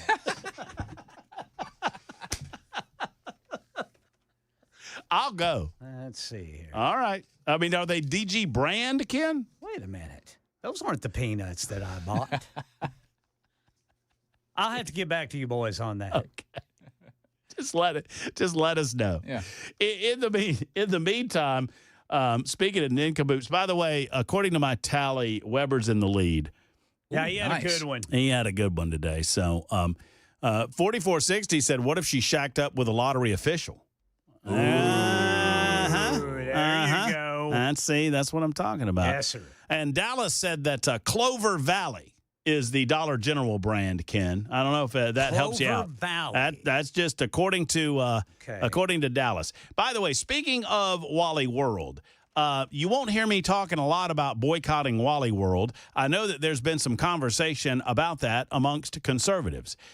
It is in the recent events of Los Angeles that we discovered that the Walton family, at least certain members of the Walton family who still have controlling interest of Walmart, are advancing the notion that they are actually funding some of these high-profile protests around the United States of America, and in essence funding what I would consider to be anti-American activities. And as a result, influencers on social media platforms like the X Machine are stepping forward to say, we need to boycott Walmart. Even going so far as to ask me, Matt Murphy, the influencer that I am, hey, Murphy, are you boycotting Walmart? Here's the deal, fellas. I can't boycott something that I don't participate in and haven't participated in the better part of a decade. I cannot tell you the last time that I was in a Walmart. I can tell you this. Now, while I have been inside of a Sam's Club, and I know that that's, same ownership type, I don't go to that very often anymore because I got a BJ's right down the street, and that's my wholesale club of choice now. And why wouldn't it be? I cannot tell you the last time that I was in Walmart. I know that I haven't been in a Walmart since I lived in Tennessee. I know that. So I can't boycott things that I don't participate in. Or another way of saying it is I've been boycotting Walmart for a long time. And here's why. Here's why. I'm all about capitalism. I'm all about the free market. I truly do believe. I mean, the free market is the only way to ensure freedom of association, of movement, of money. It walks hand in hand with the concepts of the Founding Fathers. The Founding Fathers believed in your right to assemble with people of a like mind, your right to freedom of religion and freedom of speech and of aforementioned assembly and the like. And with that, you have the right. I mean, in the United States of America, because of our capitalistic system, because of the free market beliefs that we hold dear, or at least that we used to, you can make anything of yourself that you want. It is the driving factor as to what made America the greatest nation on God's green earth. Our belief in freedom and liberty, and by extension, our belief in the free markets. I am a child of Milton Friedman. And if you don't know Uncle Milty, I invite you to get to know him. I believe in the basic concepts that Milton Friedman preached in the 1970s and 1980s. I studied them, and I beg of you to do the same, because we need to get back to them. That said, there are some entities that pervert the free market in a way that I don't support them. I don't boycott most anything. But I'll tell you this. I don't believe in the way that Walmart does their business, or at least the way they used to do their business. I don't know that they're doing it so much anymore because I don't know a lot about them. But here's what I know used to happen. They go into communities and they decide to set up a Wally World in those communities, and they determine what are the soft points in the market, meaning what can we walk into this market and lower the cost on that will lead people into our stores to the point that we draw them in, draw those companies out of business, destroy their business practices, and then we'll raise our prices back up to normal levels. They do it with pharmaceuticals. They do it with clothing. They do it with furniture. They do it all the time. They use those soft market points as loss leaders until such time as they drive competition out of business. Now, I understand that everybody's in competition for all of the money. Don't get me wrong. I just don't like that. I don't like it. And eventually they turn business entrepreneurs, they turn mom and pop operations into Walmart greeters. I would prefer to give my money to the mom and pop. I used to refer to Walmart as the evil empire. No, not the Soviet Union, the Star Wars evil empire. Because, I mean, didn't it look a lot more fun to be Darth Vader? Oh, no doubt about it. I mean, there's no question. Yeah. I mean, Luke was a little whiny, you-know-what. Darth Vader was cool. Obi-Wan living in a cave. I mean, he's got nothing. Man. I mean, the little green fella's on some swamp island. Yeah. Meanwhile, Darth Vader's in the TIE fighter, killing folk and having a grand old time. Although Lando had it pretty good, too. Until he didn't. Yeah, Cloud City. Yeah. And that, I have altered the terms of the deal, and you pray that I do not alter them further. You ever seen the Robot Chicken? Star Wars? I have not. You know Robot Chicken? Yeah, the cartoon. Little animated, stop motion animation. Mm-hmm. They do a takeoff on Star Wars. It's so good. Where they talk about Darth Vader, and they explain its orientation on the Death Star. And they're like, today's orientation on the Death Star, let's talk for a moment about Lord Vader. Lord Vader has long believed that he has the ability to choke us to death. He, in fact, does not. But if we told him this, he would immediately pull out his lightsaber and kill us that way. So you have to train yourself to act like they're like training that. So they train to act like they're choking to death. And says, and once you fall over, that we'll pull you off and put on a mustache and you go about your day. And then he says, Perkins has been killed 10 or 11 times. And he's got all this stuff on his. It's very fun. Anyway, they are the evil empire at Walmart. Secondly, and more importantly, their consignment practices that they used to engage in, I don't care for. And anyway, I've never been a fan of certain business practices the way that Walmart does business, not to belabor the point. So I can't tell you about Walmart. I've not been in one in a long, long time. I can tell you this. Speaking of Walls, Tim Walz was before the Congress today, and he got dressed down. You got to love it. In May 2020, looting, acts of violence, and arson occurred on your watch in Minneapolis after you refused to bring in the National Guard. Governor, your agenda is clear. Free health care, free college and driver's licenses for illegals while handcuffing law enforcement when they're trying to protect our citizens and their communities. If you think that's not a sanctuary state, you shouldn't be governor. By turning Minnesota into a magnet for illegals, you have opened up our communities to dangerous criminals, including known terrorists, gang members, murderers, and child predators. You have sent a resounding message that if you're a hardworking, law-abiding citizen of Minnesota, your safety and well-being are not the priorities of Tim Walz and his administration. But if you're coming to our state illegally, you're not only welcome with open arms, you're entitled to free stuff on the taxpayer's dime. This is absolutely disgraceful. Oh, my goodness. It gets even better than this. We'll continue that line of thought in just a moment. This was on Capitol Hill earlier today as Walz was joined by Kathy Hochul and who's the big fella, Pritzker or whatever his name is out of Illinois? JB? I think so. Yeah, he's a big one. He's a big fella. He's eating good. And he's probably, I think he's probably eating at Walmart or from Walmart. You know? You know what? I wonder if JB knows about those peanuts that Ken was talking about earlier. It's 23 after the hour on Super Talk.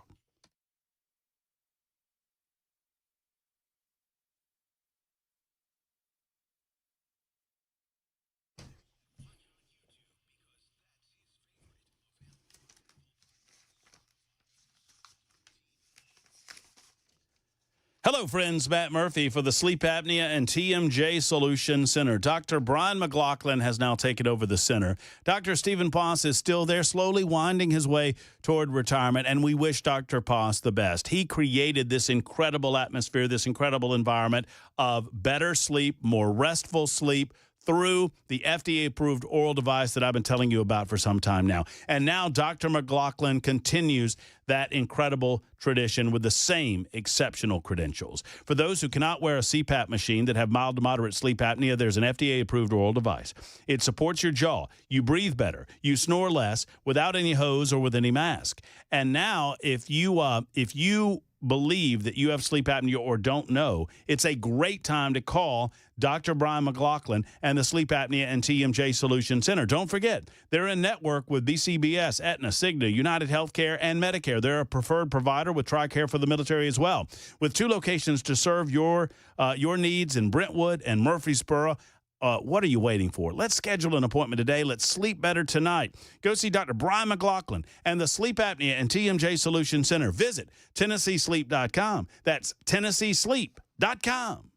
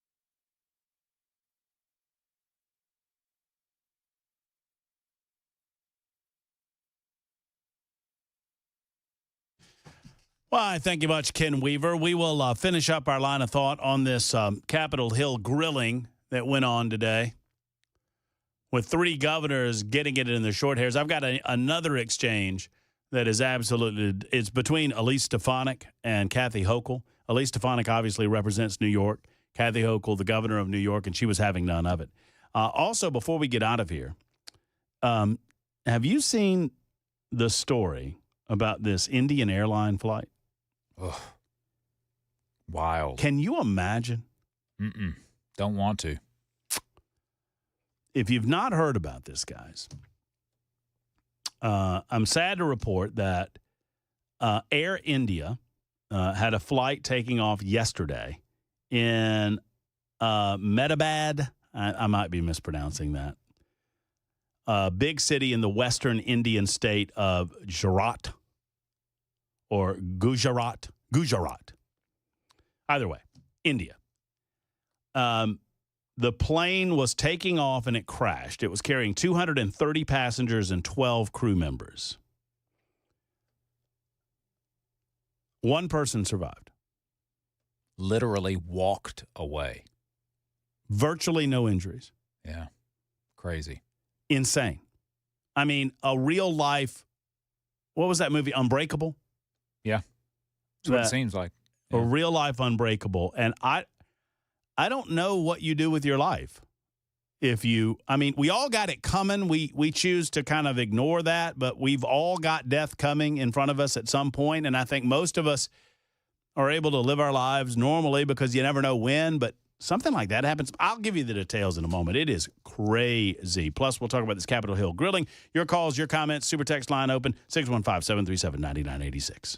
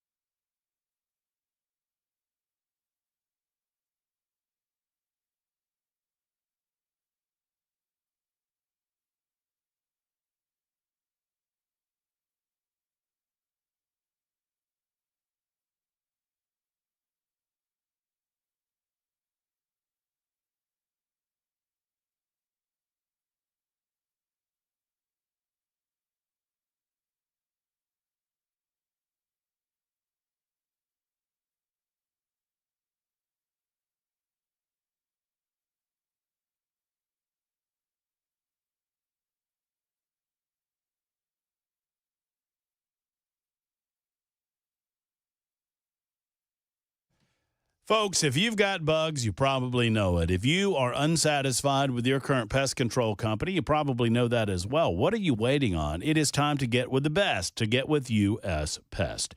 US Pest guarantees good service with their money, right?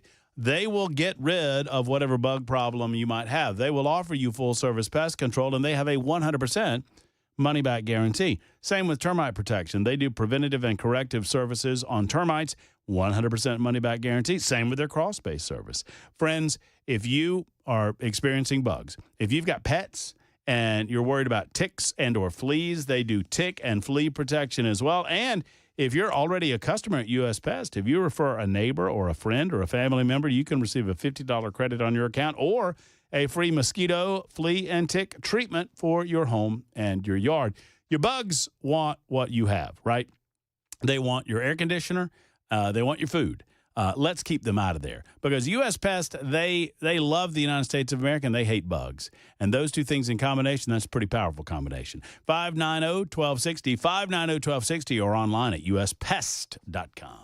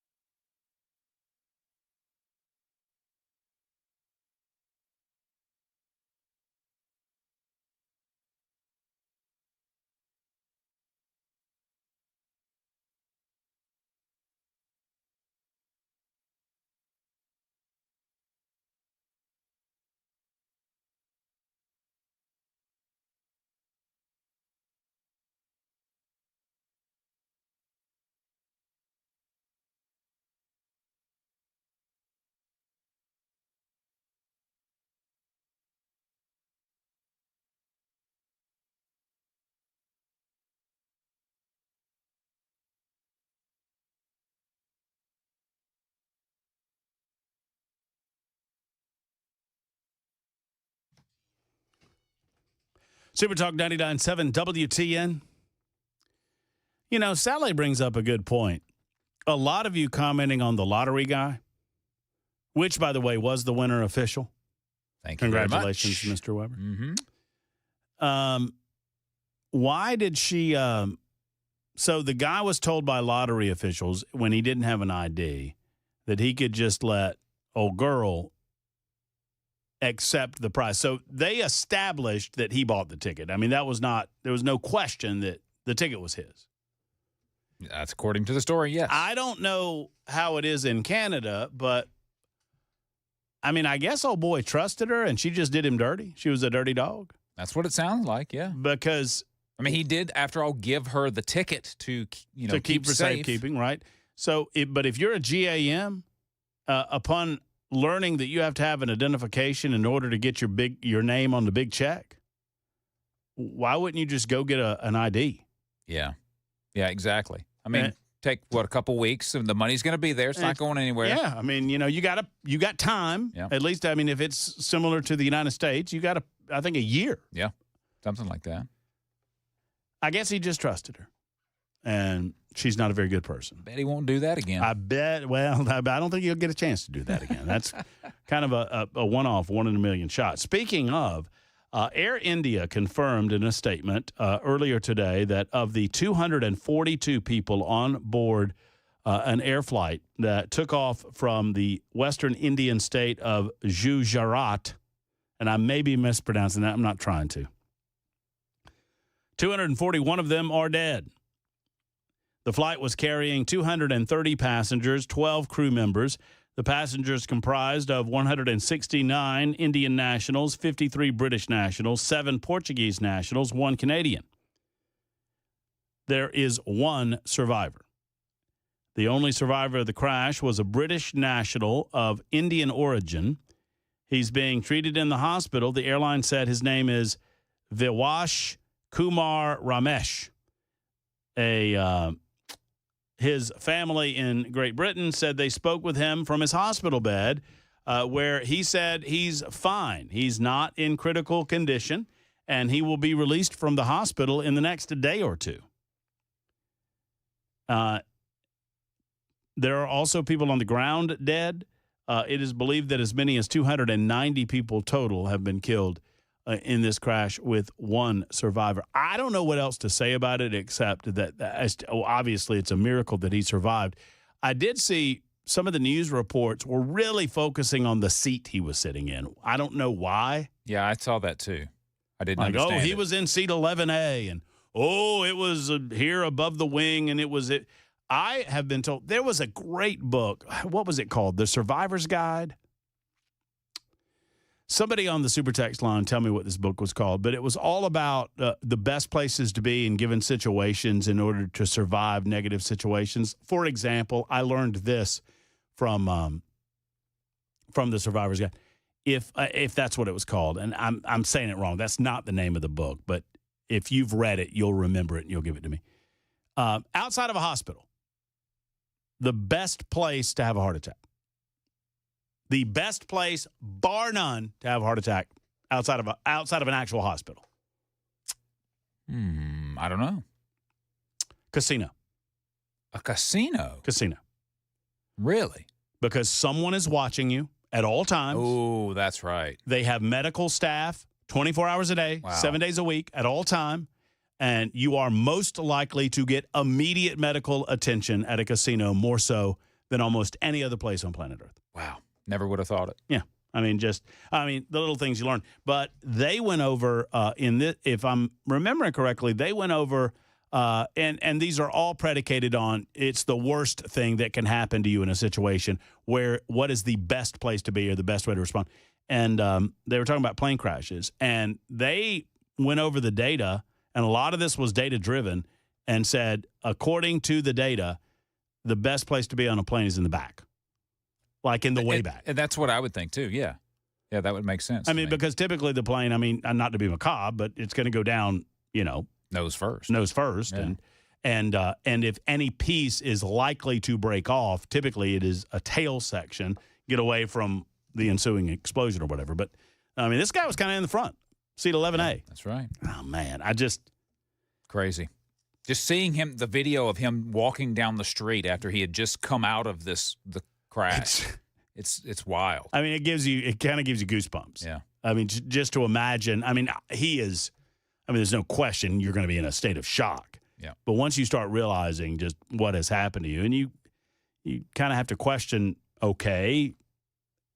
You either come to the conclusion that it's all just happenstance and it is all random and there's really no reason for your survival, or you have to believe that there was a reason for your survival. Mm-hmm. And if you start believing that, every moment of your life becomes a little more precious. That's it. Yeah, I get it. Speaking of precious life moments, I want to share this with you. What an incredible takedown. It is a few minutes long, but it is absolutely worth it. Governor Kathy Hochul, like liberals try to do, is trying to rewrite history when it comes to the manner in which she has reacted to illegal immigration in her state. But Representative Elise Stefanik was having none of it. I rarely play clips this long for you. It is just this delicious. It is Elise Stefanik taking down the snotty britches that is Kathy Hochul and leaving her utterly speechless. Let's listen in. On your first day in office, you signed Executive Order 1. Is that correct? I believe it is. And you extended this executive order not once, not twice, but 3 times, most recently January 16th of this year. Is that correct? If that's what your facts show, I signed countless executive orders. I would assume you'd know it's Executive Order 1. And this is a continuation of your predecessor sanctuary state policies, correct? Is included in that. I want to be sure we are defining sanctuary state properly. I'll define it for you. It is the policy of the state that state officers or employees shall not disclose information to federal immigration authorities for the purpose of federal civil immigration enforcement. It goes on to say law enforcement officers may not use resources, equipment, or personnel for the purpose of detecting and apprehending any individual suspected or wanted for violating a civil immigration office. Law enforcement officers have no authority in the state of New York to take any policy action solely because the person is an undocumented alien. That's a quote in your executive orders that you extended. Now. Okay, so I just want to pause it there for just a moment to make sure everybody understands where we're at. Representative Elise Stefanik has just read a portion of the exact verbiage of Executive Order number 1 signed by Kathy Hochul. She re-signed that executive order on 2 other occasions. She signed it, she re-signed it, and she re-signed it. And it specifically states that no state official is allowed to participate in any organized effort on the part of ICE. You just heard her read. I don't need to reread it to you. Elise Stefanik is reading the words of the language of the executive order that Kathy Hochul signed. Let's continue. Do you know who Sakir Akan is? I want to get back to the first part. No, I'm asking a question. Do you know who Sakir Akan is? I want to make sure you understand that this simply says that we will cooperate with ICE. No, it does not say that. I read what it said. Okay, so, and this is what these people do. She just read what it said, lady. You don't need... And you're sitting there telling us, oh, no, I want to make sure you know, this tells us that we can work. No, it doesn't. They lie to you smiling, looking you right in the face, and think that you're stupid. I've long said it's what we have going for us. Liberals, they think you're dumb, and they always overplay their hand. And let me talk to you about the results. Do you know who Sakir Akan is? You should, as the governor of New York State. Do you know? Refresh my recollection. He was an illegal migrant in New York. And do you know what crime he committed in addition to being here illegally? No, I do not. You do not. This was widely reported. He found a 15-year-old girl, threatened her with a metal pole, told her to get into the back seat of his car. He took her clothes off, and he violently raped her in Albany, New York. Do you know who Sebastian Zapita Khalil is? I'm sure you'll tell me there's many cases, whether they're... These are high-profile cases. Yes. New Yorkers know about them, and you don't. So let's talk about Sebastian Zapita Khalil. Get her, girl. Do you know who that is? I don't have the specific details at my disposal, no. Well, this is an illegal migrant in New York because of your sanctuary state policies. Do you know what crime he committed? I'm not familiar at this moment. I bet you're going to be familiar when I remind you. He found a sleeping woman on the subway, lit her on fire, and burned her alive. This is in Kathy Hochul's New York. And as I'm sure you are aware, and I'll remind you, that ICE issued an order to detain this violent criminal, but that was rejected by New York officials due to sanctuary state laws. Now, do you know who Raymond Rojas Basilio is? I just want to say this. These crimes are horrific. Because of your sanctuary state policies. In all of these cases, we would work with ICE to remove them. You did not in this case. They are walking on the... She's just lying. In all of these cases, no, your executive order prevented.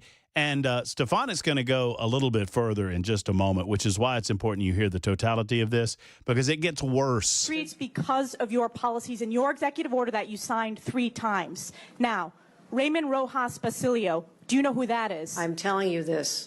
I will explain to you the policies of New York. We cooperate with... I know you're just trying to... You do not. Specifically, ICE was told not to detain this individual, and he burned a woman alive on the New York subways in Kathy Hochul's New York. So I will keep on going.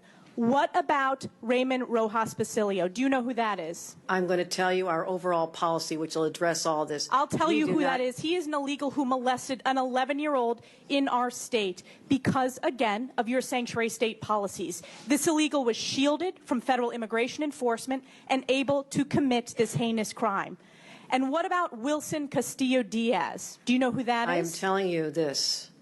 We do cooperate fully with ICE in criminal prosecution. Our sanctuary You're not advocating for these victims. Only deal this with is a civil 5-year-old who enforcement. was raped Civil on Long enforcement. Island in Nassau County. You are not advocating on behalf of these victims. You are shielding illegals. Even in your opening statement, That is you not prioritize putting illegals first. That is not Rapes true. of young girls, beatings of NYPD cops by illegals who are here under Kathy Hochul's failed policies, burning New Yorkers alive. This is Kathy Hochul's New York. It's one of the many reasons why you're hemorrhaging support from hardworking New York These are families. horrific crimes, and they're heartbreaking. They're horrific crimes that are committed on your watch. You signed this executive order on your first day in office. You signed it again and again this January. We deserve a governor who stands up for law-abiding New Yorkers, doesn't put illegals first, but actually puts New Yorkers first. I appreciate Rather than the going chairman's... after the viral moment, I suggest you look at the facts. I'm standing up for New Yorkers rather than... You know, she knows she's losing when she's rather than go after the viral moment. It's only a viral moment because you're being called out for your just disgusting hypocrisy. And you're lying. You specifically did not allow Immigration and Customs Enforcement to do its job. They had opportunity to stop all of these people prior to these individuals committing these heinous, disgusting acts against the American population. And you allowed it to happen. And over and over again, it happens. And all that liberals are left with, they are left to say, well, Matt, the illegal alien population, they don't commit more crimes than Americans. You're missing the point. If we have an opportunity to remove you from the United States of America prior to you committing a crime, then you don't get the opportunity to commit the crime if you are removed. For example, it is my understanding, and y'all correct me if I'm wrong, but if you're not, well, I won't use the example because I'm not sure if I'm right or not. Under Tennessee law, I would have been right under Alabama law, but I'm not sure. The point is this. Jim Jordan was on a part of this panel too. And Jim Jordan pointed out that in his home state of Ohio, that there was an individual that had been detained in the courthouse and that Immigration and Customs Enforcement called the people in the courthouse and said, leave him, that we're on the way to get him. And they refused to allow him to stay. And that illegal alien later on killed a person. And they were there. ICE was there an hour later.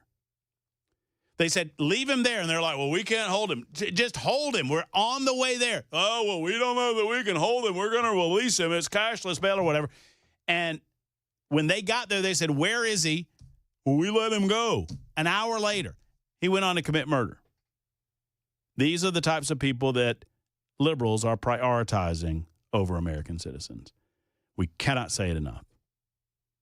It is 51 after the hour.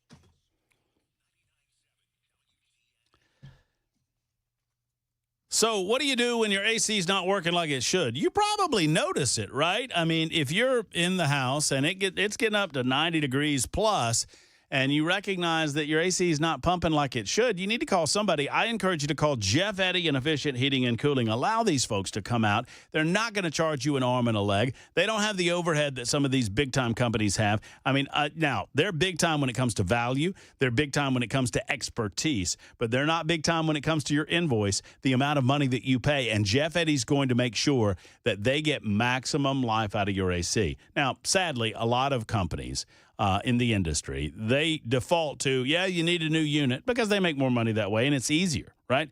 With Jeff Eddy, they don't do that. They understand that you're on a budget and you need to get the life out of that AC. So he's going to fix what ails that problem. Now, when it's time, and they're an Elite Pro partner with Rheem when that time does come. 615-784-4424, 784-4424, or go online to efficienthvac.net.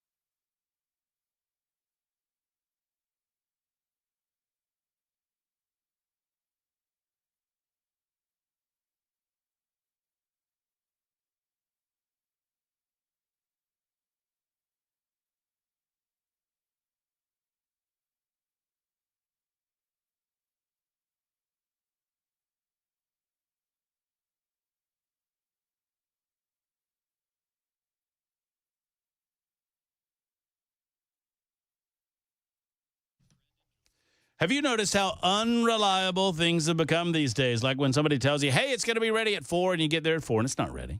And you're like, why is this not ready? People are really tired of unreliable.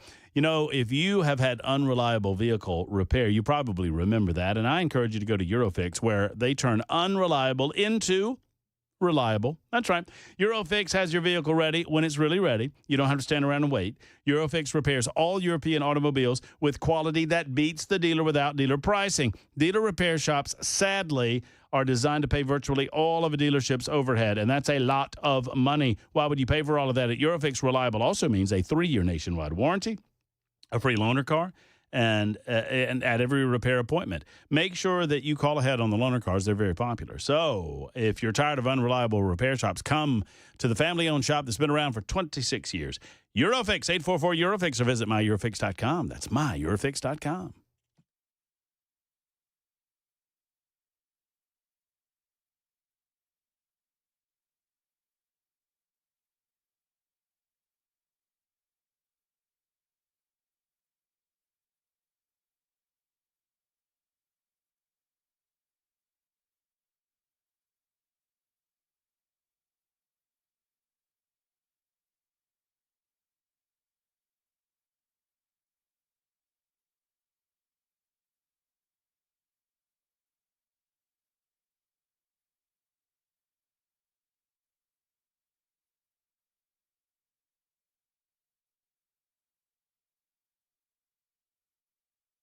It is Super Talk 99.7 WTN. All I want to know if